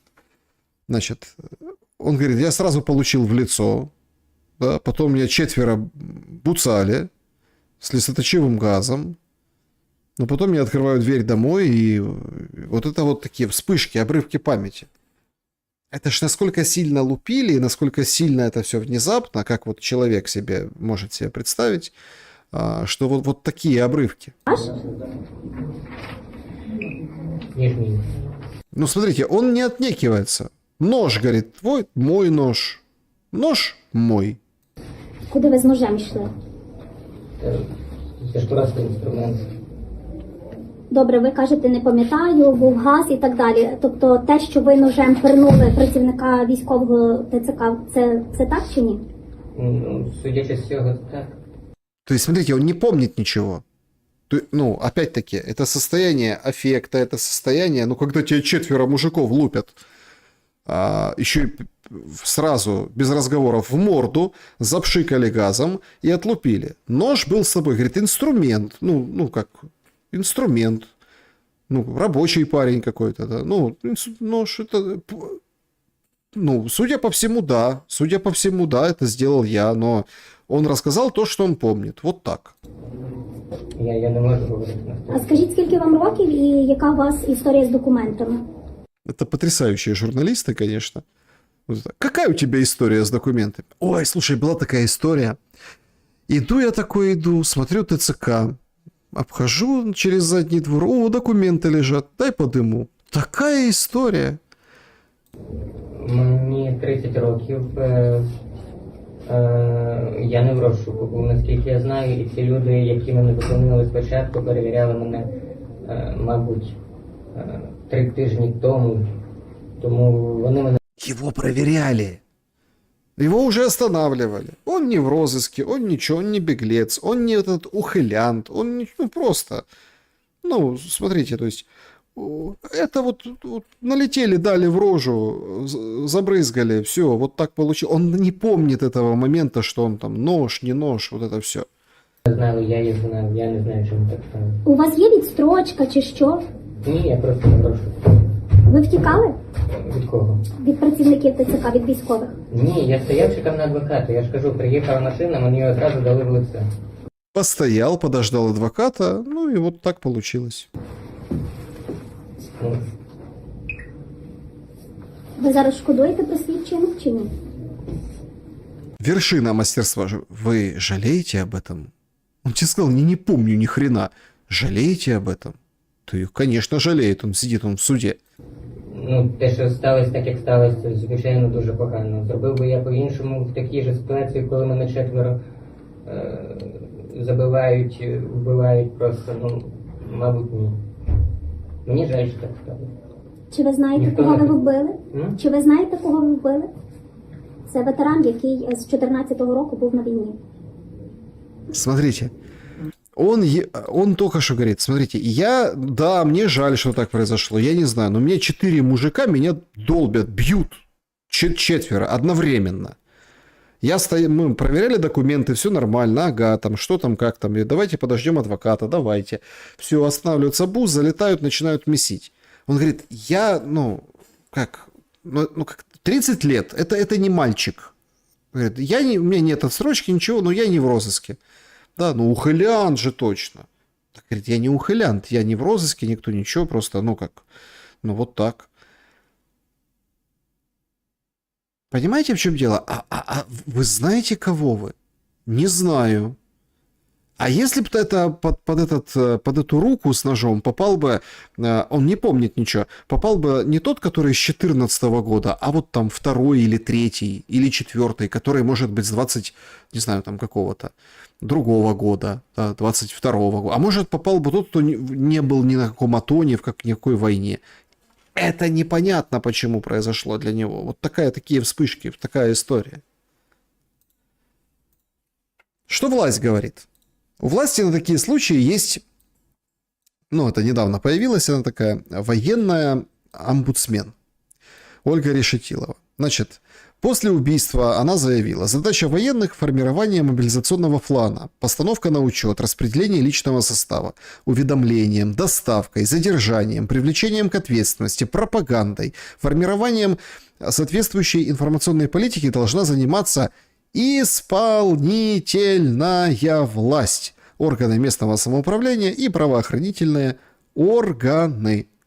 Понятно, она там сочувствие родным и близким, светлая память воину, туда-сюда. Но надо реформировать мобилизацию. Лучше позже, говорит, чем никогда. Но это же не должно так быть. То есть, смотрите, это вот то, что он совершил, это элементарная самооборона.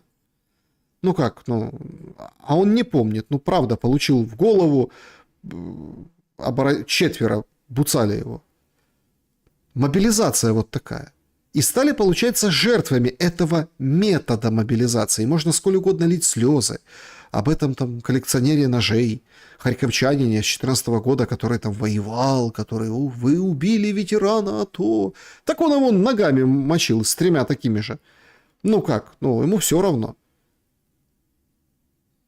И вот вроде, понимаете, и проблески такие. Лубенец там выходит, бодикамеры не помогли. Не помогли бодикамеры. Да и вообще вот это все надо реформировать. Реформировать надо.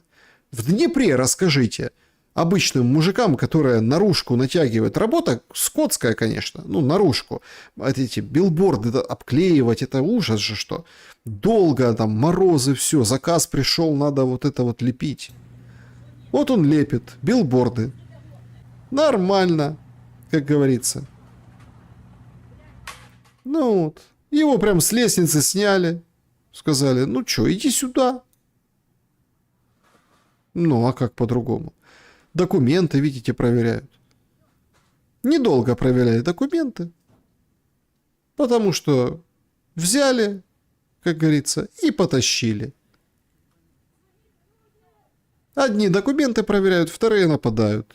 Побрыкались немножко, полицию там кричат, полиция, полиция. Ну вот, пожалуйста, свежий случай. Все. Вот он вырывается, пытается вынырнуть. Не получается. Другой его пытается там отбить каким-то макаром. Вот они толпой. Все. Женщины там, ничего не помогло. А если бы у него там отвертка была, он там прикручивал бы что-то на этом ситибоксе или там билборде. У каждого что есть, тот тем пытается отбиваться. Вот Кривой Рог, ярчайший пример. Значит, Кривой Рог. Парня бусифицируют. Залетает его друг. Вот. Хватает воду и начинает поливать этих ТЦКшников из бутылки, из баклажки, и так, и сяк. Ну, то есть, в этот момент этой драки, зачем эту драку устраивать? Вот пытается его отбить как может. Давайте там, отпустите. Ну, видимо, что... Видимо, все, как говорится, тщетно. И это все у нас называется ИПСО. В Луганске СНИД. Вот Готові, Вікна, Ролет, это в Луганске. Или искусственный интеллект написал. В общем, они этого бусифицировали, давайте с этим теперь разбираться. Вот так и получается. А иногда еще животные вступают. Случай сегодняшний просто, значит, полиция, ТЦКшников там не было, полицейские начинают, так сказать, приставать к мужчине, а он на прогулке с собакой, непростой, питбулем. Ужас, конечно. Интересно, что эти крики жуткие, да? А вот там девочка, судя по всему, да? Они вот смеются. Значит, эти начинают метелиться, у них там что-то они не поделили, видимо, документы. Ну, а собака здесь, как здесь, это, видимо, хозяина защищает. Но это так вот, как бы, да, издалека. Тот же вид, только с другого телефона реакция примерно такая же. Посмотрите, что делают. Они вот метелятся с этим мужиком, полицейские. Ну, а собака, так сказать, собака вступается. Пока там идет драка полицейского с, скажем так, правонарушителем, судя по всему, это была мобилизация и оповещение. Другой полицейский решил палкой воспитать собаку. Но собака оказалась воспитаннее полицейского и, так сказать, мертвой хваткой вцепилась в него. Тот начал кричать. Укушенный побежал, видите, быстро-быстро в машину. Собака запомнила укушенного. Ну, а там дальше вот это вот месилово, так сказать. Чем закончилась история, непонятно, но факт остается фактом.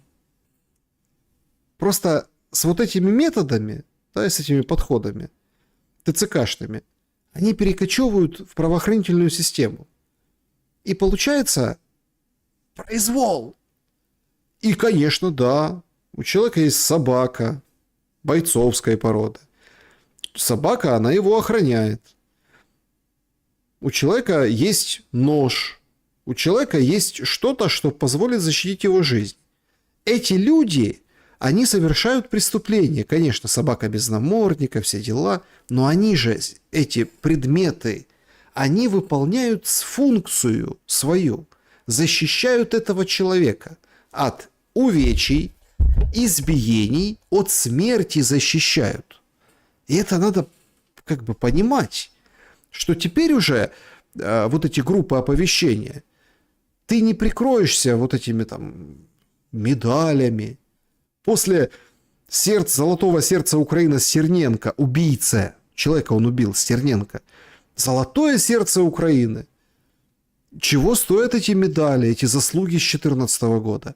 Их обесценили и выбросили. Кто? Власть. Вот этим порядком, этой системой. Но нам пытаются лепить вот что-то другое. Что-то вот подобие этого. В Киеве открылся ресторан, кофейня. Ну, вот лоток, да, как бы киоск, или как правильно сказать, да. ТЦК называется, представляете?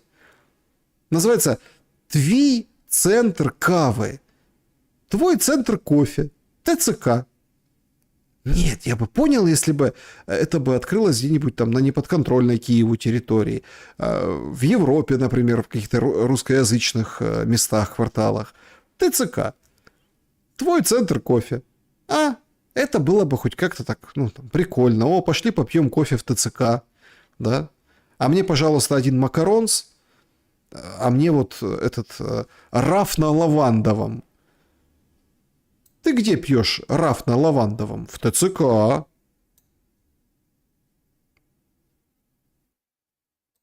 Ну или там на миндальном, да, тоже сейчас модно. Девушек можно приглашать на свидание. Ой, давай кофе сходим попьем. Давай. Куда? В ТЦК. Коломойскому еще очень нравится кофе пить. Ну, это из фольклора политического. Нам вот это тулят. ТЦК, что-то хорошее. Кофеек, место встречи. Остановись, зарядись. Но людей толкают уже на последние меры. И вроде, пацан, 30 лет, да, ему жить и жить. Впаяют ему 12, наверное, может больше. Нет, он, конечно, может пойти на фронт как штрафником, да, ему там что-то спишут. Но проверьте документы. Зачем наваливаться толпой? Собаку эту жалко. Собака вообще не понимает. Она видит угроза, конфликт, какие-то непонятные люди наезжают на хозяина, пытаются, по всей видимости, его бусифицировать. Собака защищает хозяина. А тут ее палкой, герой. Ну и получил укусы. Мир перевернулся. Но нам все говорят, что воевать должны все. Вот сегодня Свириденко. Не слышно, что-то ее было. Бюджет приняли виртуальный, а ее не слышно, а ей же надо этот виртуальный бюджет как-то в жизнь претворять. Она говорит, что военная подготовка станет обязательной частью обучения для студентов медицинских и фармацевтических специальностей. Значит, речь идет о подготовке офицеров запаса прежде всего. Это позволит сформировать кадровый резерв из специалистов, критически важных для фронта и системы военной медицины. Ух, как умненько, как хорошо, как правильно, какое позитивное решение. А когда всех штучных специалистов по дронам, каких-то технологий, инженеров в пехоту, в штурмы, на посадку, отбиваться, потому что не хватает народу, переводят. А из ПВО, когда переводят из ПВО. А потом как-то вот сбивается все хуже и хуже. Ничего, статистика подмажет. Наш старый знакомый Олег Стариков контрпредложение свое внес. Говорит, надо всех политиков на фронт отправить, мужиков, и заменить их женщинами. Потрясающее предложение. Куда взять? Верховная Рада. Кабинет министров, все мужское население. Верховная Рада, все мужское население. По спискам уходят вместе с Стефанчуком на войну, батальоны образуют, а женщины заходят по спискам. Женщины по спискам в Верховную Раду. Так же самое Кабинет министров. Всех вот этих 40-летних, которые в армии не служили, туда. То есть всех туда. Всех министров, замминистров, чиновников, депутатов, офис президента. Всех туда.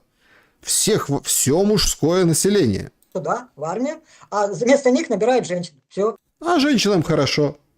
Нормально будут там сидеть себе, подружатся.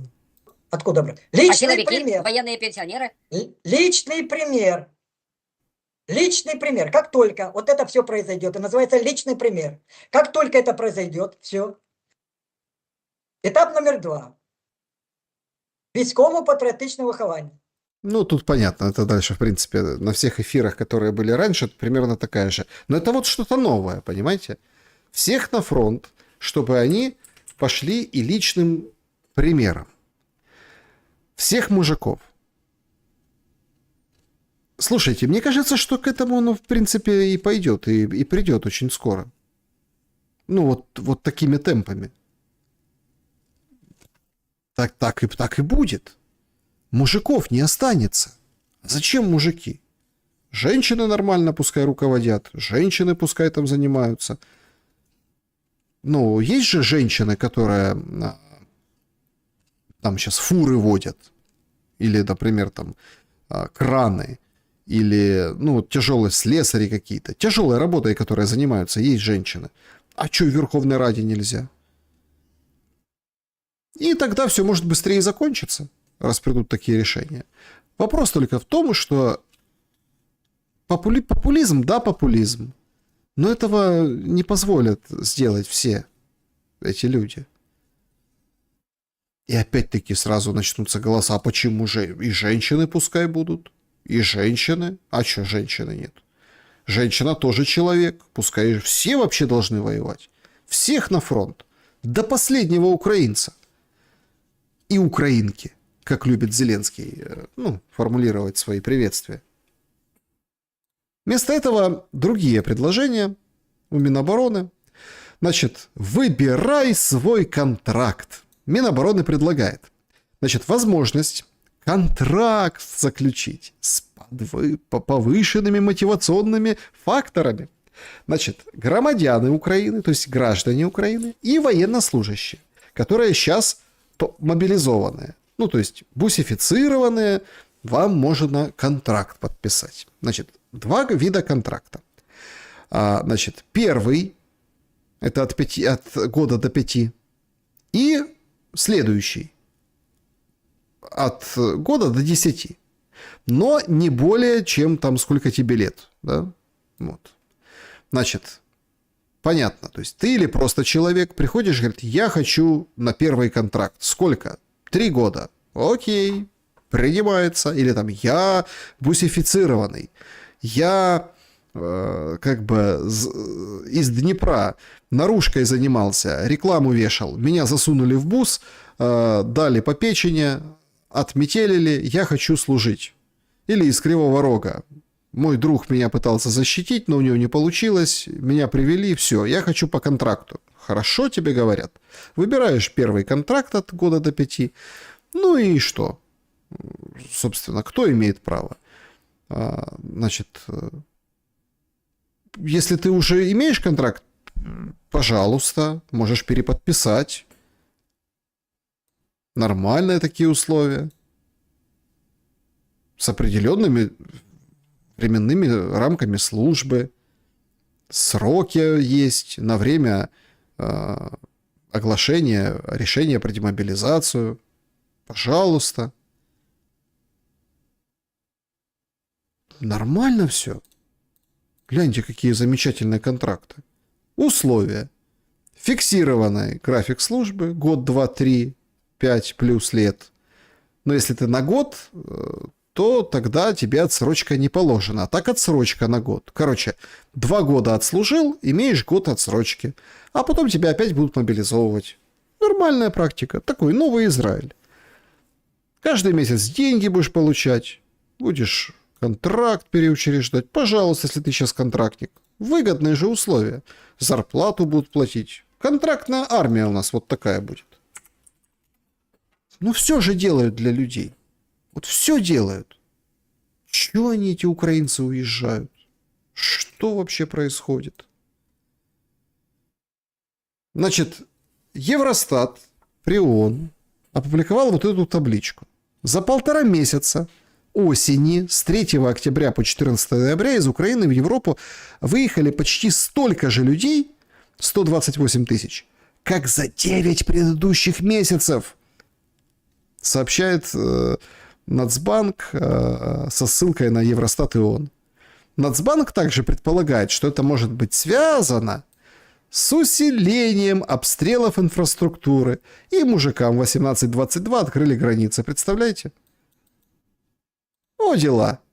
Нацбанк нам сообщает. Так нам же все чиновники говорили, не связано никак с открытием границы. Инфраструктура, ничего страшного, потерпим, быстро починим, пункт несокрушимости, пожалуйста. Вы представляете, обстрелы инфраструктуры, да, они толкают людей уезжать из городов, из страны, валить. Потому что, а что сидеть без света, без тепла, без воды, без работы? И ты даже документ не успеваешь показать, тебя уже раз сразу и в бус. Конечно, все мужское население должно служить. Куда ж тут без этого? Вот, кстати, потрясающая поддержка этой мысли, что все должны, мужчины, идти на фронт, вот является эта женщина, пользовательница соцсетей, украиночка. Если бы женщина не ложилась в постель с уклонистом, когда-то женщина не легла бы в постель с уклонистом, а сейчас он достойно прячется под стену на диване и под юбку ее. Что произошло с мужчинами, сокрушается Галина. Баба Галя, что с мужчинами произошло? Раньше вообще б никто даже не посмотрел бы на ухилянта. А сейчас прячут его эти женщины. А с женщинами... Ой, что с женщинами произошло? Ужас. Всех мужчин надо на фронт. Всех. А тех, кто дети, пускай подрастут и тоже на фронт. Ну, если выживут в этой стране. Дети. Юрий Павленко, когда-то министр при Януковиче, молодежи, семьи и спорта, какую-то страшную статистику рассказывают. За 1,5 года дети мрут. За 18 місяців, є аналіз по 18 місяців, в сім'ях рідними батьками вбито 67 дітей. Родные родители, 67 детей, да, прикончили. Родные родители. 67 дітей.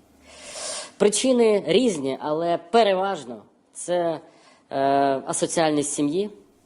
Це навмисні вбивства і Навмисне ненавмисне? Вбивство власними батьками. І ненавмисне вбивство теж. Або ж через недогляд, або через причини, які безпосередньо залежали від батьків. Тут я не беру ДТП, там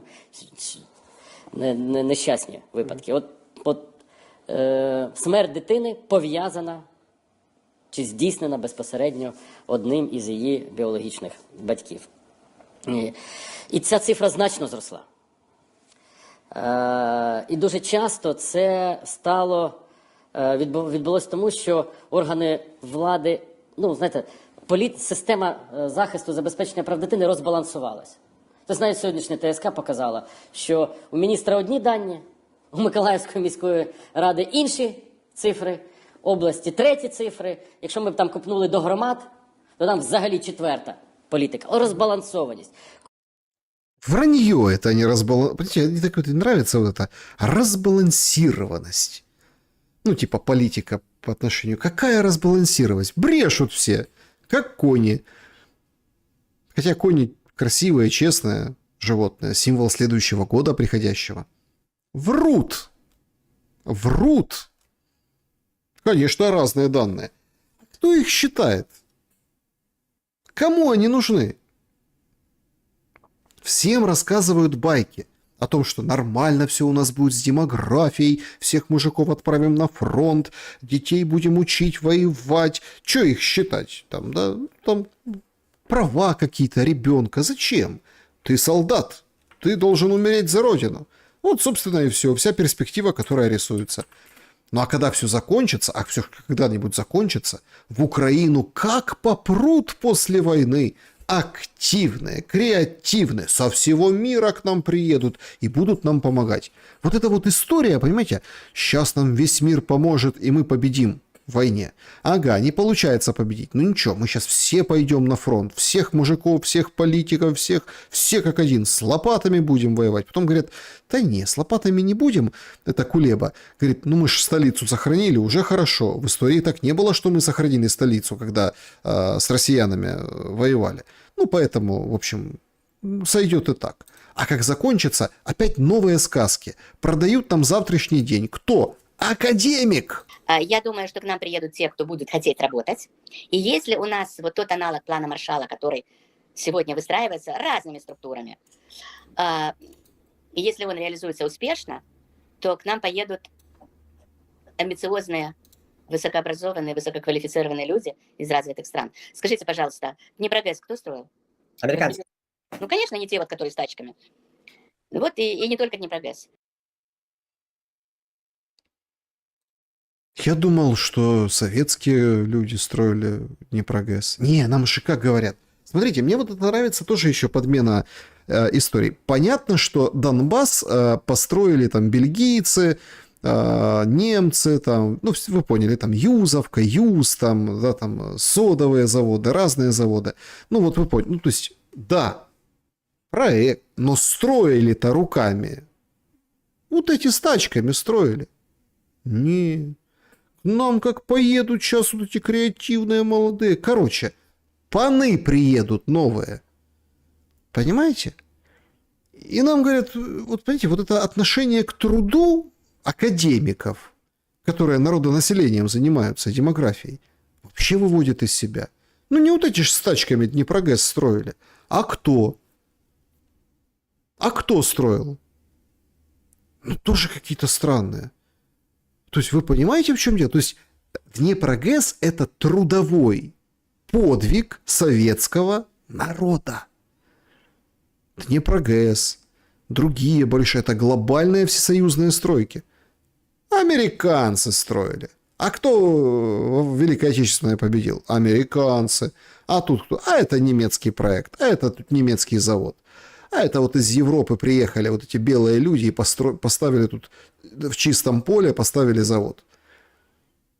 Металлургический или какой-то либо другой. А шахты кто копали? Ну ладно, шахты сами копали. Шахты тоже. Но инфраструктуру там завода, это вот все, это вот технологии, вот так нам все. И вот это все нам рассказывают, что к нам это все приедет. От каких-то белых людей.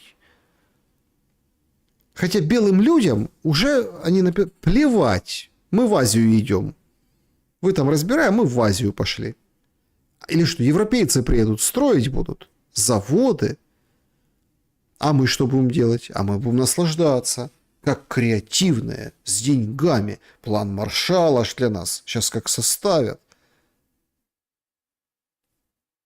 То есть, смотрите, давайте плюнем, вот так вот просто разотрем там трудовые подвиги, ни во что не будем вставить человека труда, но какие-то нам кто-то придет и что-то даст. Вот закончится, как придут, так и даст. Вот вам и академия, понимаете? Смотрите, ну, это же просто унижение всего, что только может быть. Мы сейчас находимся в том периоде, когда мир шагнул уже далеко вперед. Война отодвигает прогресс. Война разрушает динамику. Вот сейчас, например, все знают, что в Украине как две почты. Одна вот эта новая почта, а другая Укрпочта. Эти уже почтоматы появились у там, продавцов косметики. Тоже есть там маркетплейс в Украине популярный. Там косметику только продают. Ну, всякие там средства. И они тоже начали там в крупных местах, торговых центрах, где скопление людей, по адресам тоже ставить вот это. То есть технология поштоматов была первая у Укрпочты. Ну, они вот сделали уже. И только потом И нам говорят, вот это свершилось. Отставание на несколько лет. Причем таких серьезных лет. Отстаем уже от всех. Уже роботы-доставщики. Понимаете, ну у нас нельзя роботы-доставщики украдут в Украине. Вот Смелянский, директор Укрпочты, разактивничался, то распродавал все направо и налево. Сейчас вот тиктоки записывают, що почтомати запустил. Укрпочти. Друзі, вітаю. Я знаю, що ви давно чекали цієї події. Перший поштомат. Сидели прям все и ждали. Сидим и думаем, когда война закончится? Не, это неинтересно. Зеленский переговоры это ни к чему. Обстрел, шахеды, тревога. Сегодня, кстати, ночь вот это опасная, говорят, там, сейчас будут обстреливать. Не интересно. Когда смелянские почтоматы откроют? Укрпочты. Классно же. Новой почты же мало почтоматов, надо Укрпочта. Открыли, смотрите. Укрпошти зараз буду забирати свою першу посилку. Код не покажу, але зараз я покажу все інше. Посылку забирай. Представляете? Для нас-то серых, которые почтомата не видели нигде.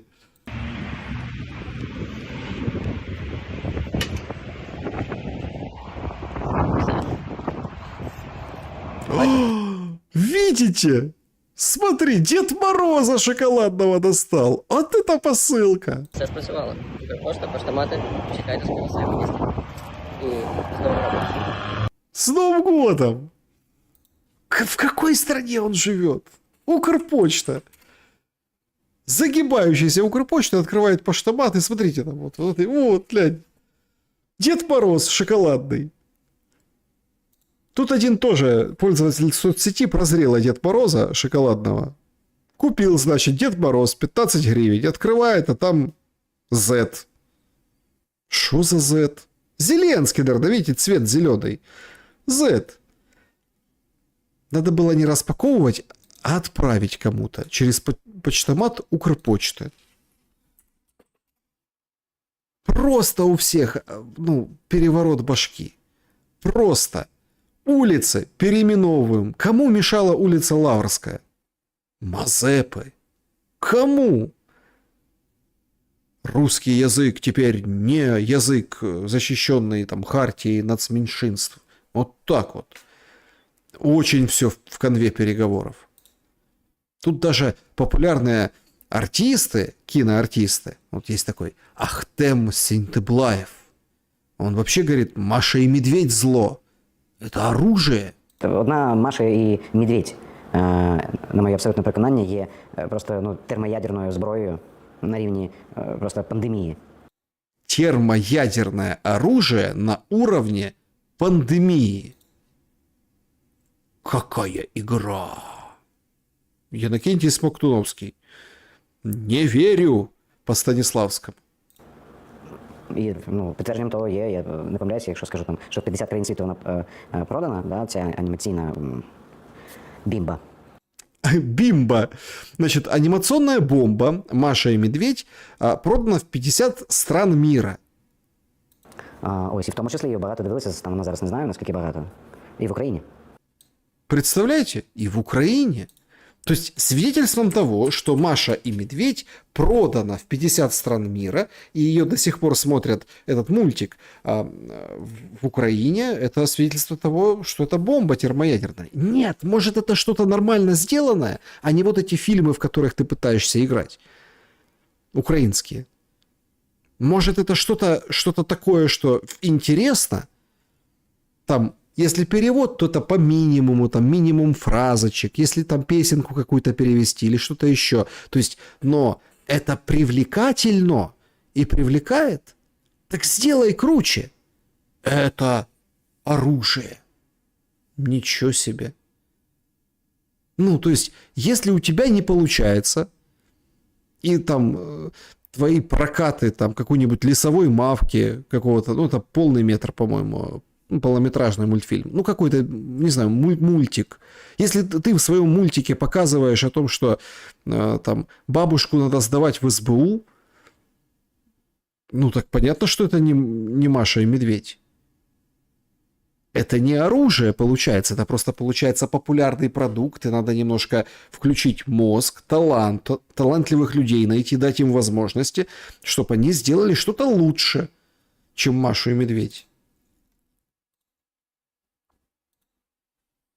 Мы же можем делать вот такую уникальную анимацию. Значит, в чем, как говорится, в чем дело здесь, да? Значит, УЕФА сегодня сообщили, что оштрафовал Украину на 34 тысячи евро за поведение болельщиков. Значит, баннер был «Россия, государство-террорист». Эпизод прошел в матче со сборной Исландии 16 ноября. Ну, там победила Украина и вышла дальше в плей-офф. Не суть. 10 тысяч Украина заплатит за выход болельщиков на поле, 9 за использование пиротехники и 15 за баннер. УЕФА просто считает такие надписи провокативными, политическими и неприемлемыми для футбольного поединка. В прошлом году Украину тоже штрафовали на 15 тысяч евро. Ну, как вы понимаете, никто ничему не научил.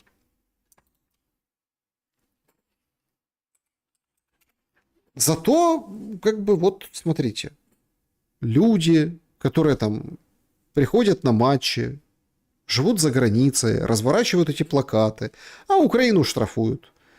Потому что они специально вредят. Может, это второй фронт открыли такой?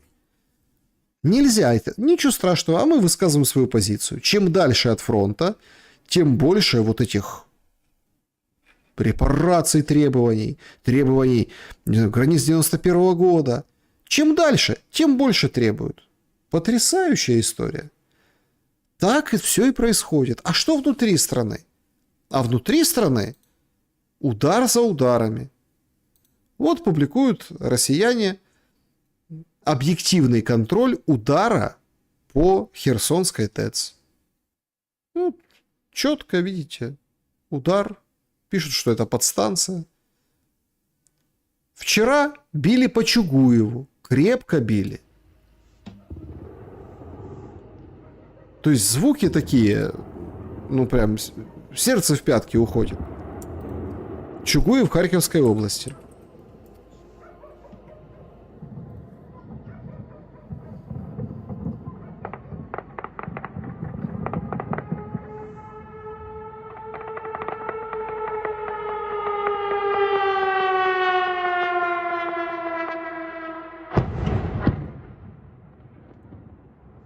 Ну, это традиционная история, когда отстает картинка от звука, ну, скорость, или наоборот, там, звук приходит позже, скорость света больше, чем скорость звука, и вот так и получается.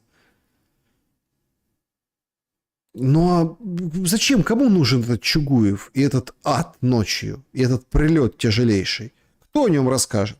Ой, если не погиб, вообще не надо рассказывать. Ну, прилетело, что-то там разбило, ничего страшного.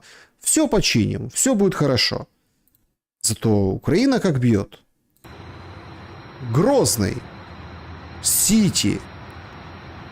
Эти небоскребы хотели напечатать на деньгах. Даже конкурс устраивали. Но, в общем-то, дроны долетели туда. В российском сегменте говорят: ох, будет за это страшный ответ, что-то страшное последует. Даже Кадыров лично Дон несколько раз повторил, но суть в принципе ясна. Говорит, через пару дней будем мстить. Его призываем, да, определите место Дон. Давайте Дон, локацию Дон.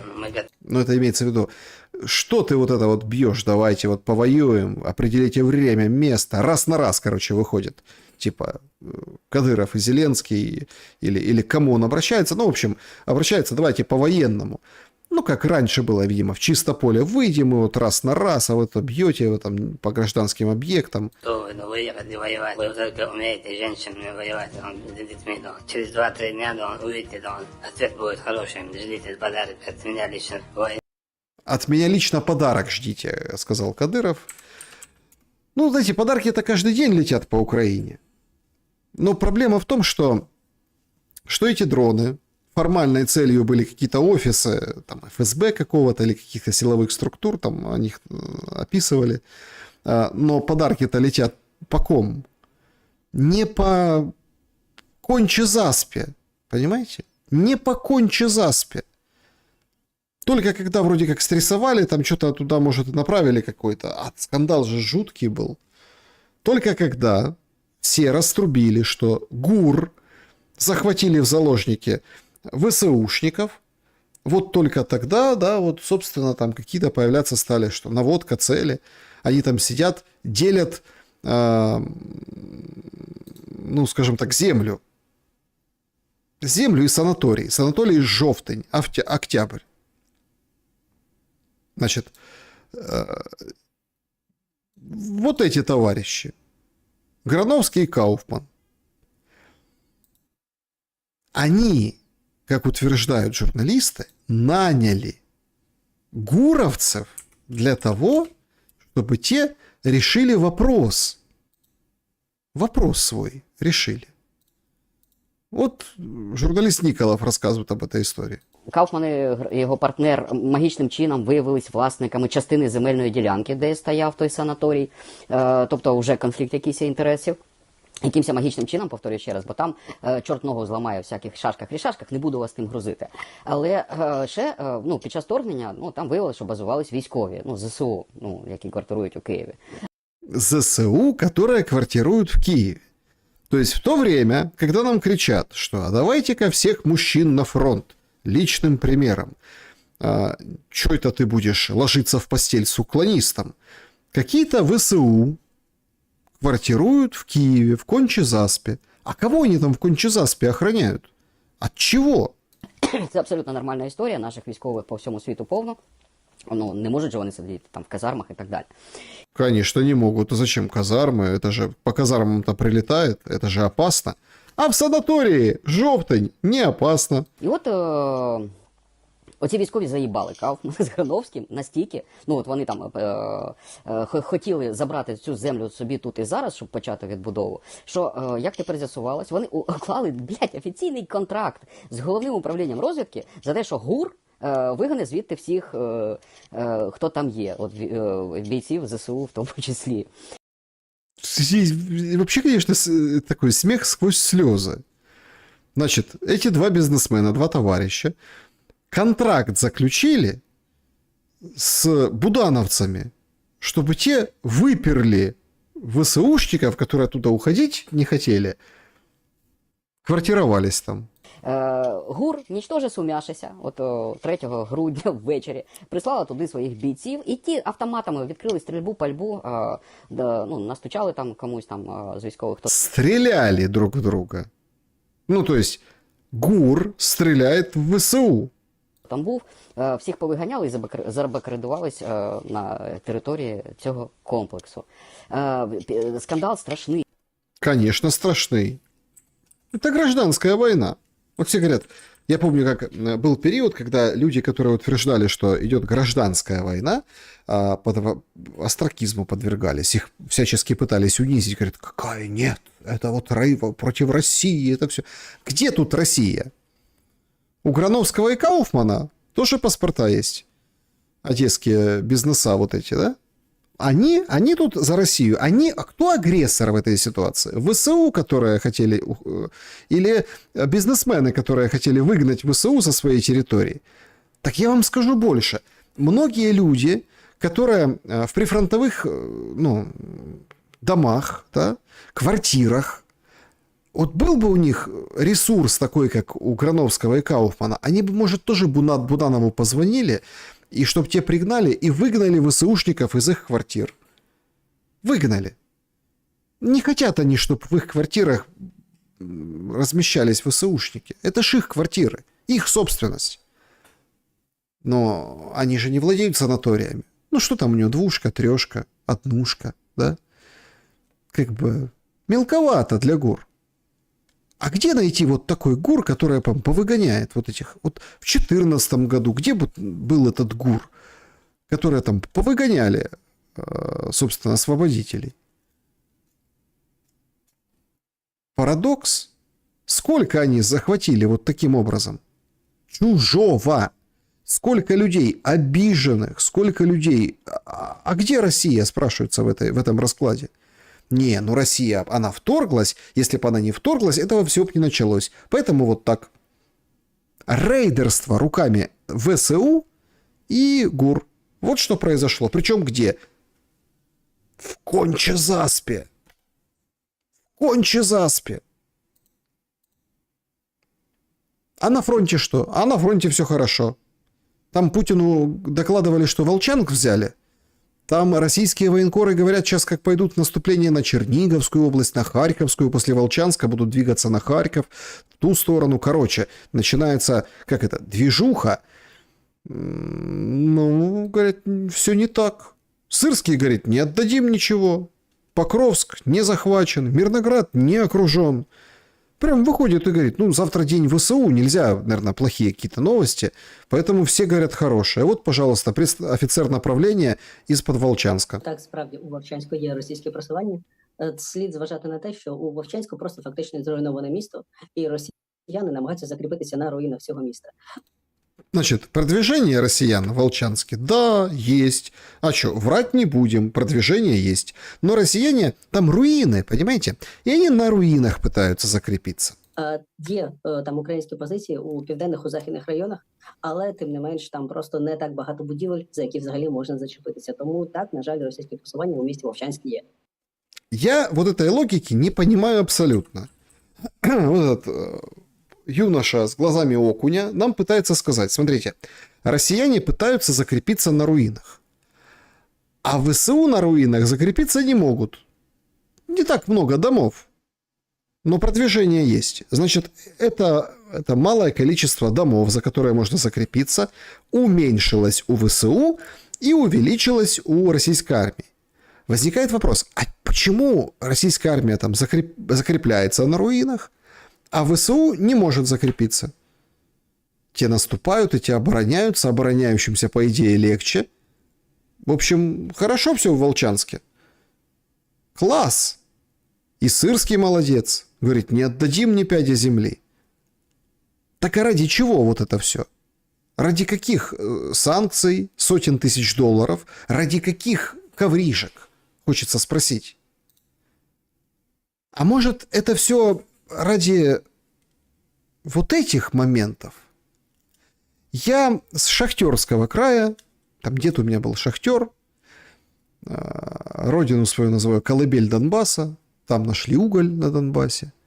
И эту, как бы, картинку я воспринимаю как, ну, трагедию. Трагедию. Значит, это шахта. Ее закрыли, там вагонетки здесь ходят, видите, рельсы. И пишут 5-12-54 год. 4-12-25. Не хватило одного дня до круглого числа. Ну и там одного года получается. 54 год. То есть 71 год без одного дня проработала эта шахта. Эта шахта в районе Доброполья. Там, где наступление, вот это Зеленский хвастался перед всеми. И вот эти кадры, которые у людей труда, о которых плюнули, на которых плюнули, наступили, растерли, ком в горло подходит. 4-12-25 год. Время 9:20. Шахта Белозерская прекращает свое существование. Напряжение с нее снимается.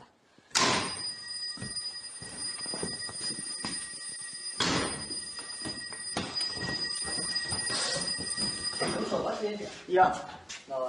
Давай. Ну что, последнее. Я. Давай. Давай.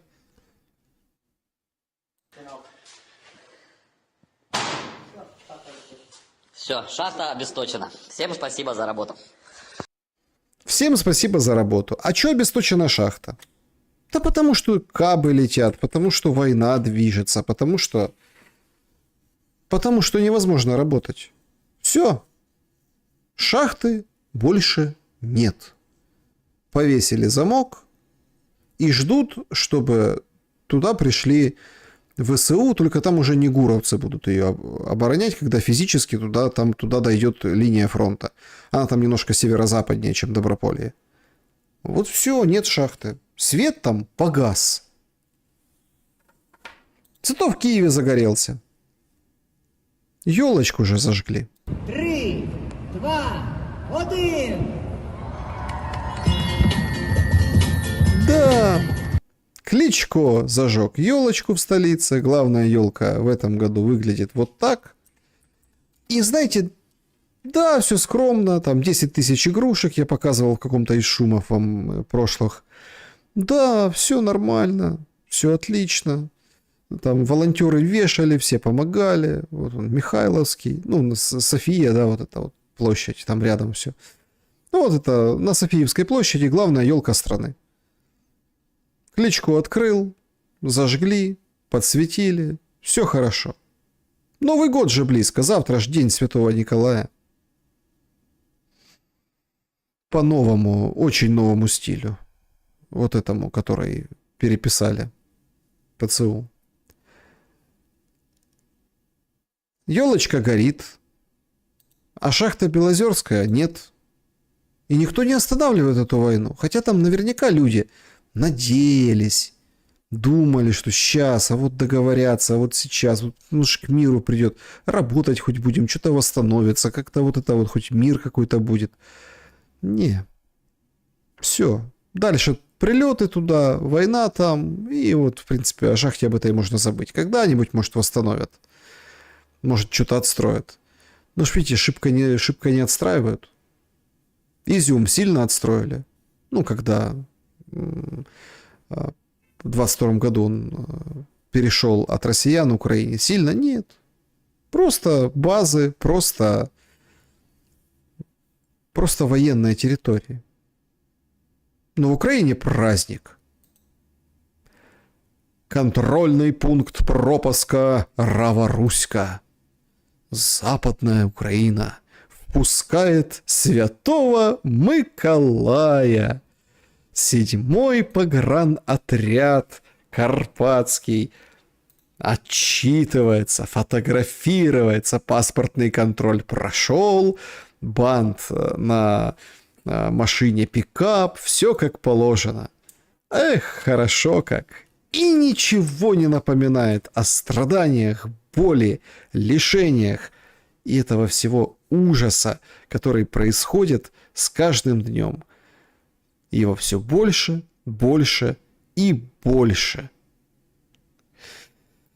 Как-то так, дорогие друзья. Как-то так. Спасибо большое за то, что поддерживаете. Ой, спасибо большое Владимиру, Анне Салам. Спасибо за то, что поддерживаете суперстикерами, суперчатами. Благодарю. Спасибо за то, что проголосовали. Давайте подведем итоги. Что стоит за прозрением Скороход? 9% подозрением. Прозрением. По Фрейду оговорочка. Подозрением Скороход. Значит, привет Умерову 9%, 14% выбивают конкурентов. Зеленский будет крепнуть за этот счет. Значит, 26%. Новая жертва во спасении Зеленского. Надо сливать как можно больше. А кто молодец в этом? Конечно, Зеленский молодец. У него с коррупцией борется. Макрон его хвалит. Перед Китаем защищает. Ну и, конечно, 51% это правда. 51% это, конечно, позор и ложь украинского политики, правительства и всего остального. Вот как-то так. Значит,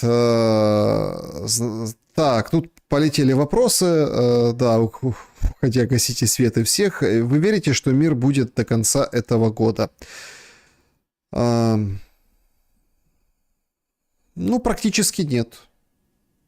Но все равно процент я оставляю достаточно нетипично высокий для этого. И не потому, что я об этом говорил, что раньше об этом говорил. И типа стою до конца на своей позиции. Я все-таки думаю, что у нас ключевой момент, вот смотрите, должен быть поворот в середине месяца. Некий, да, поворот. Если он случится, то тогда вполне вероятно конец года и начало следующего мир настанет. Если не случится, ну посмотрим. Видите, пока все идет в затянутую волынку. Сбрасывает балласт Зеленский, Ермака сбросил и так далее. Но я думаю, что вот покажет нам следующая неделька новые пленки. Вот все будет зависеть от пленок, которые выйдут. Вот посмотрим. Ну и не обидится ли сильно Трамп. Опять же, тут тоже такой момент. Путин, очень как бы проехался вместе с Моди по Трампу, по его самолюбию прежде всего. Нет, это геополитика, взрослых ребят, больших государств, все понятно. Но Трамп-то с другого теста, видите? С другого теста. Он может сказать: ах, так, я тогда буду в десны дружить с Европой. Хотя вариант очень минимальный, потому что Трампу Европу надо менять, а не дружить с такой, с которой он есть. С другой стороны, мы помним первый срок Трампа, где он как бы тоже разогнался, такой весь был, а потом скатился, собственно, в эту же глобалистическую повестку. В общем, давайте еще недельку посмотрим. Не буду я пока сильно там сокрушаться, что «О, мой прогноз, мой не сбыл». Видите же, какие движения были? И движения очень серьезные. К миру, к договоренностям, к тому, что Зеленского нагнут на эти договоренности. Все очень серьезно на самом деле. И вот я вот где-то вот предвкушал эту историю. И если Ермак сбежит, об этом станет известно. Даже если там по документам прикрытия просто сбежит. Я думаю, что это приблизит мир. Это будет означать, что край. И я, если честно, до конца думал, что до конца сегодняшнего дня у нас будет новый глава офиса президента объявлен. А видите, не объявляют. Решают что-то. Прячут что-то. Не знаю, открыт у меня телеграм Зеленского, а у него как не было сегодняшнего вечернего обращения, так и нет. Хотя вроде все хорошо, с Малюком встретился, ставку провел. Значит, не все хорошо, раз нет обращения. Че ему там 3 минутки записать на фоне этих шеврончиков или зеленой тряпки? Не записывает, нет. 23:35. Как сегодня без обращения? А что случилось? В чем проблема? Есть там очень, наверное, серьезные, я полагаю, кулуарные проблемы, которые гасят в пожарном режиме.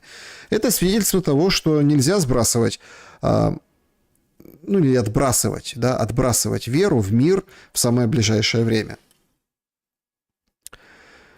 Так. Значит, почему шахты не работают? Потому что все войны идут из-за территории, хапнули не свое, оборзели, вот и расплата. Просто уйти украинцам на свои исконные земли, нет войны. Ну, смотрите, украинцы разные, и, давайте так. Исконные земли украинцы, это чьи? Это какие? Вы какую-то ерунду, если честно, Николай, сказали здесь, да, у нас исконные земли украинцев. Так это и есть украинцы. Да, разные украинцы. Или вы уже как бы не считаете украинцами там всех жителей? Хорошо, ЛНР, ДНР, украинцы там? Украинцы! Украинцы! Да, с русскими паспортами, да, с российским гражданством, с российскими порядками. Но украинцы же! В Бердянске кто? Украинцы? Им тоже надо на свои исконные земли. Давайте не про земли, не про украинцев. Тут вопрос не по исконным землям проходит, а шахты утюжат, потому что нет возможности работать, обстрелы, война движется, понимаете? Вот и все. А потом кто ее когда восстановит? Дай бог, чтоб восстановили. Без боя же не сдадут. Вы же видите, какая это война скотская. Что сейчас, ой, руины, не можем закрепиться. Это что он говорит? Это он говорит, в домах они сидят. В домах. И их никто не может прогнать оттуда, потому что война, они же защитники. А эти дома кто-то строил, в наследство получал, там, перепродавал, покупал. Вы понимаете, то есть поколениями жили в этих домах. Там 60-х годов постройки, там вот эти хатынки, которые сейчас бомбят, они бы еще столько же простояли. Подмазывали, люди душу вкладывали, огороды какие-то, виноградники садили. Как-то так. Так, спасибо большое. Шелли, что думаешь насчет будущего ЕС? Смотрите, я вот не буду вас как многие любят, ЕС. Значит, во-первых, ЕС, вот то, что я думаю по поводу будущего ЕС. Разваливаться никто не будет. Кормушка там общая. Идеологически они перестроятся и поменяются. Я думаю, что неспроста тучи сгустились над Каей Каллас. Следующая Урсула. их потихоньку, полегоньку выбьют. Смотрите, им, опять-таки, надо закончить войну. Заканчивается война, да? Типа Украина говорит, мы принимаете ж нас в ЕС? А те говорят, не-не-не, потом. А те говорят, подожди, давайте сейчас. Вы же хотите быть за столом ЕС? Говорят, да, мы хотим, вот мы были за столом. Ну так принимайте. И начнется прием какой-то части Украины в ЕС. Начнется прием. И в этот момент тут уже как бы немножко осмелеют разные голоса. А все говорят, подождите, а что это мы должны там? Давайте Северный поток в собственности американцев перезапустим. Ну, то есть Россия будет условно отдавать газ где-то у себя на границе. Он будет идти по американской трубе выкупленной. Да? А, в общем-то, европейцы будут платить денежку американцам, а американцы отдавать россиянам. Все, нормальная схема. Все при деньгах, все с копеечкой. Европу, там же как у них надо, безопасность стратегическую, все. Европу откачают от этого шока. Но сначала надо выветрить оттуда глобалистов. Война, окончание войны, это означает стремительнейший конец глобалистов. Италия говорит, мы в Пурле участвовать не будем. Пурл — это когда все эти страны сбрасываются на оружие Украине. Не будем. Мы будем вам помогать дипломатией. Это не звоночек, это набат. Вот так, как в Италии, будут и в других странах, но спустя какое-то время. Ну, надо, чтобы война закончилась. Вот закончится война, и потом скажут, так а что, мы с Россией будем воевать, подождите. Вы чего нас толкаете? Смотрите, война с Украиной закончилась, на нас никто не нападает. Более того, начинаем торговать. А что, мы должны в серую торговать? Если мы можем... почему мы должны энергоносители покупать? Вот. То есть сразу возникнут много вопросов. Поэтому эту войну и не заканчивают, понимаете? Мне кажется, не развалится Европа. Воевать с Россией не будет. Закончится вот эта вот вся история с вооружением Европы, как ковид. Раз и все. Кто помнит про эти вакцины? Какие вакцины? Точно так же, как и вот эти все призывы. Сегодня очень был митинг такой большой. Молодежь вышла против возобновления в Германии призыва срочников. Хотел еще показывать вам. Ну, в общем, это и так большой сегодня стрим получился. Значит, они выходят, они говорят, мы не хотим вот этого всего. Пошли вон. И опять-таки, на кого им ориентироваться? Вот этим будущим европейцам. Они разные. Говорить о том, что там все мигранты, все там... Это, конечно, все разное есть. Есть смешанные, да, они перемешались. Есть те, которые там в нескольких поколениях уже смешанные. Есть те, которые национальности сохраняют свои, там, да, там бельгийцы, там белые, не белые. Есть те, которые немцы, есть те, которые испанцы, а не только там марокканцы, условно, с которыми война там сейчас черти шо происходит. То есть и они скажут, ребята, а мы не хотим. Мы хотим, ну, как бы нормальной жизни. Чего это вы? И будут менять своих руководителей. Орбан говорит, все, ключевой момент, вот прямо сейчас. Почему я вам не ответил однозначно на вопрос, там, да или нет, до конца года? Говорит, сейчас решается. Вот сейчас давайте. И вот оно сейчас решится. Закончится война. И все посмотрят, а король-то, ну, королева голая, Урсула, ты чё? И все. И начнутся разбирательства коррупционные, вот эти все денежки, спустя какое-то время, не быстро. И все вспомнят, а что это мы Украине помогали, а за какие шиши, а кому что вернулось, а вернулось ли, а где у кого какие активы, а кто там банк хотел купить французский, Макрон, Зеленского шайка. Сейчас, правда, через эстонские банки, говорят, гоняют, а Кая Каллас. И все начнут немножко разбираться в этой истории. Спадет факт завершения войны, уберет вот эту тему. Мы за ценности помогаем украинцев, которых там, ну вот это вот неспровоцированно атаковали. Представляете, это все проходит. И начинается нормальная Европа, которая скажет, не, ребята, у них же, видите, сейчас напряженка с американцами. Они скажут, американцы, да пошли вы. Алло, Путин, давай качать нефть. А говорит, через Украину нельзя. Видите, как нехорошо разошлись. Они скажут, так, ты ж в ЕС, Украина. Кандидат кандидатов, кандидат кандидатович. Запускай дружбу, запускай газопровод, давай, поехали. Все, навоевались, хватит. И так и будет.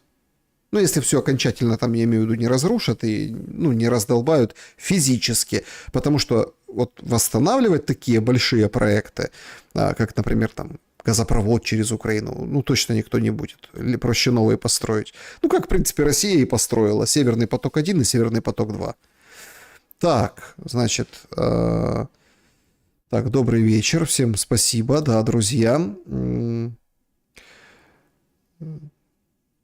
Так, спасибо за хорошие добрые слова. По шелесту рай для России наступит после мира. Ага, главное, дайте нам передышку. Смотрите, опять-таки, передышку, да? Первое. Ничего не бывает более постоянного, чем временное. Запомните это. Поэтому нет вот этих прекращений огня. Ну, больших имеется в виду. На них никто не соглашается. Не потому, что сейчас там Украина что-то нарастит и какую-то там угрозу будет. Подождите. А если все понимают, что это передышка, да, и идут на нее, вы думаете, Россия будет сидеть сложа руки? Там не будет военной подготовки, там не будет еще там перевооружения. Оно уже идет параллельным курсом, причем семимильными шагами, опережая Европу. Вы думаете, они не будут... Думаете, это не учитывается, ну, там, другой стороной? Мы сейчас берем другую сторону, не Украину, понятно, а там НАТО. Смотрите, это все проще закончить. Венс красавец. Он простой, как дверь, понимаете? Он выдает мысль, говорит, давайте торговать, а не воевать, понимаете? И смотрите, торговля победит войну. Победит, точно вам говорю. Особенно в отношении Европы и России. Вот 100%. И Украина просто, ну, все забудут просто об этом всем. И, ну, там, может, какие-то памятники будут ходить, там, какие-то ряженые, там, ветераны, помогать, волонтеры, там, какие-то восстановления, какие-то эти вещи. Но глобально в Европе произойдет эта перезагрузка. Произойдет, понимаете, после конца Украины. Даже предварительного. Поэтому, смотрите, когда вам говорят передышка перед новой войной, подумайте, сколько это стоит. Подумайте, сколько, ну, какой гешефт. Все говорят, мы сейчас свалим Путина и будем, типа, сосать из России ресурсы. Ну, как, они будут, типа, сами добровольно. Ну, послушайте, какие ресурсы? Все можно купить, продать. В то время... Пока вы размышляете в этой стратегии, что задача свалить Путина, чтобы Россия развалилась, ну, не напоминайте мне, пожалуйста, этих Корчинских и вот этих упоротых товарищей. Все можно купить за деньги и продать за деньги. Почему сейчас Индия вот эти все мультики снимает, радостные такие, почему вот это все происходит? Потому что они за 3 копейки, благодаря этим санкциям, смогли у России купить нормально так нефти и хорошенько подняться баблишком на этом всем. У Китая там другая история, потому что Китай, там структура экономики другая. Там нужны ресурсы, но там они аккумулируют ресурсы со всего мира. И редкоземы, и драгметаллы, и каналы, и ренты, и все на свете. Там чуть-чуть по-другому выглядит это все, но тоже. Принцип тот же. То есть, смотрите, смысл мне воевать с тобой, вваливать бабло, тратить, да, не своей жизни, жизни украинцев, но деньги-то свои. Вы же посмотрите, они до сих пор рады не могут дать этим российским активам. Если бы они хотели развалить Россию и полностью ее уничтожить, они бы первым делом взяли российские активы и за российские же деньги разваливали бы Россию. Но там задача не в этом стоит. Задача стоит, чтобы ее как бы вот ослабить, понимаете? Да, вот тут соглашусь. Ослабить. Поэтому тут, смотрите, передышка только забрежет этот свет, и все сразу станет, все развеется, как туман. Сразу найдутся крайние, сразу разопнут Урсулу, поведут на гильотину Макрона. Посмотрите еще. Или как там, не разопнут, а это как-то привяжут камень и бросят в реку. Если выплывет, то, значит, Или как? Или если не выплывет, то значит ведьма. Ну, это с каких-то этих их поверий, вот этих того времени. Александр, как считаете, Марьяна Безугла есть будущее в будущей послевоенной политике Украины? Или тоже пленками снесут? Я думаю, что Марьяны нет на пленках. А если есть, то это такое, что-то такое адское. Я думаю, что...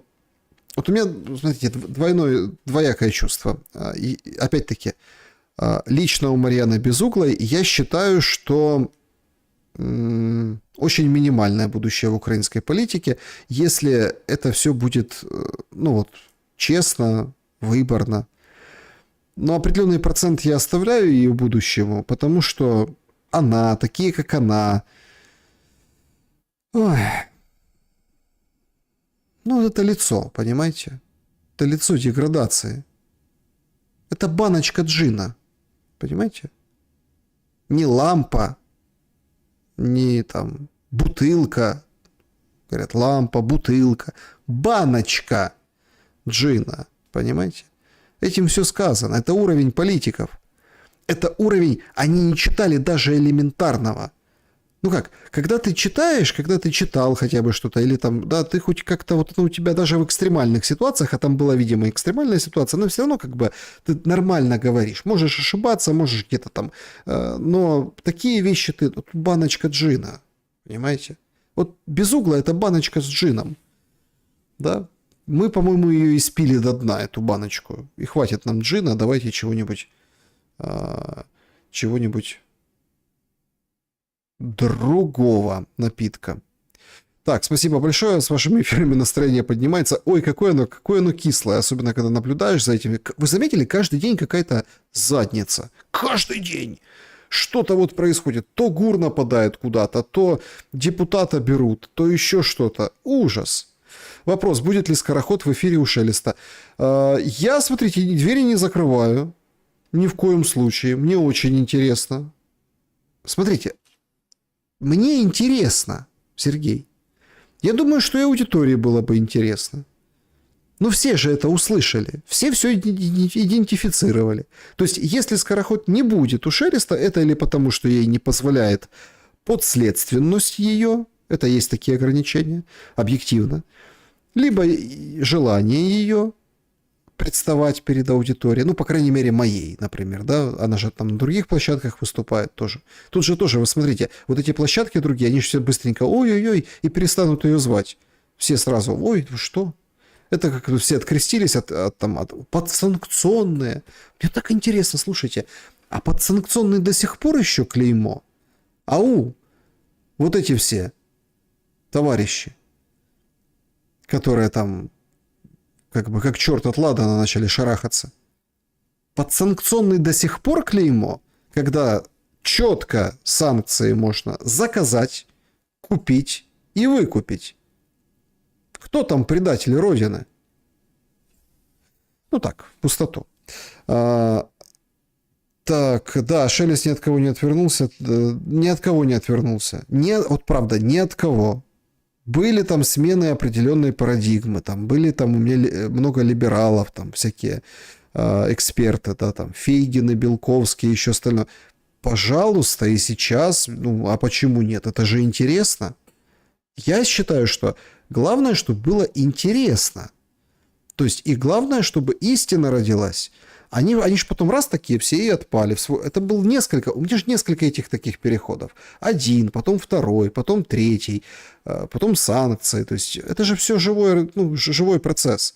Кто-то с кем-то начал работать, кто-то с кем-то перестал работать, кто-то наоборот, кто-то, ой, да нет, кто-то испугался других гостей. Вот это, кстати, очень ужасная черта. А кто к тебе? А к тебе все должны ходить. Все. Максимально. Абсолютно все. Для того, чтобы была максимальная разница во мнениях. Понятно, что сейчас ее достигать очень сложно. Но вот поэтому я так, если честно, так в шоке от этих всех санкций и всего остального, и как у людей. Одни ко мне не ходят, потому что я иноагент. Серьезно. Говорят, не, мы боимся. Ну, потому что в России будут щемить. Правда? Я говорю, так вот же ходят. Не... Ну, а мы боимся. Такие есть. Потому что в России находятся. Те, которые в Украине, боятся, потому что под санкциями. Ну, вот такая история. Как же родственники погибших с обеих сторон? Вы имеете в виду что? Когда все вот это помирятся, вот это все, да? Еще раз. Как родственники? Жить будут родственники. Жить, оплакивать, вспоминать. Придумают им всем с обеих сторон, что это все было не зря. Те в Европе, но без права голоса. Видели эту новость? Это потрясающе. Значит, принимать будут новых членов без права голоса в ЕС. Представляете? Ну, типа, ты член, но голосовать будешь там через 5 лет. А до этого мы за тебя будем решать. Потрясающий член. Так можно всех членами сделать и за них все решать, представляете? Так, лучше водку пить, не воевать. Тоже верно. И спорт тоже. Это важно. Видео со скороход, неужели, где она вымогает деньги, неужели это правда? Я думаю, что, судя по всему, да. Судя по всему. Ну, сейчас, знаете, тяжело, даже, вот правда, тяжело, даже глазам своим нельзя верить. Есть искусственный интеллект и все остальное. Но там все... И придержали. Смотрите, придержали 3 месяца. Там можно было ее брать через 3 недели, через 2 недели. Но придержали именно сейчас. Выполняли политический заказ. Александр, ведь не факт, что украинская государственность останется. Так ее уже почти не осталось. В том смысле государственности, в котором мы ее, ну, в котором я ее понимаю, например, ее не осталось почти. Но когда сидит Зеленский, нелегитимный, ну, как бы человек на продленке именем войны, сидит с Малюком, героем Украины, который там рассказывает, как он там, в общем, атаки совершал, да, и коллаборантов, и всех остальных, в общем, уничтожал. И они думают, как институции реформировать. Зеленский и Малюк об институциях. Что это за государственность? Так, значит... Да, джекпот, санкции на агент. Шелест листвы. Шелест чисто по-донбасски. Интересное разное мнение услышать. Остальным всегда было неинтересно 2 мнения. Одно их, другое неправильное. Это не чисто по-донбасски. Это люди вообще не... Смотрите, у людей есть пытливость ума. Она должна быть. Пытливость. Им должно быть интересно разобраться, а как это работает, а как то, а почему это так, а почему... Ну, помните вот это возраст почемучек, да? Почемучки. То есть, а почему солнце светит, а почему там вода мокрая, ну, вот такие вещи. Должно же быть интересно. Так, какой-то вопрос я видел еще. Так.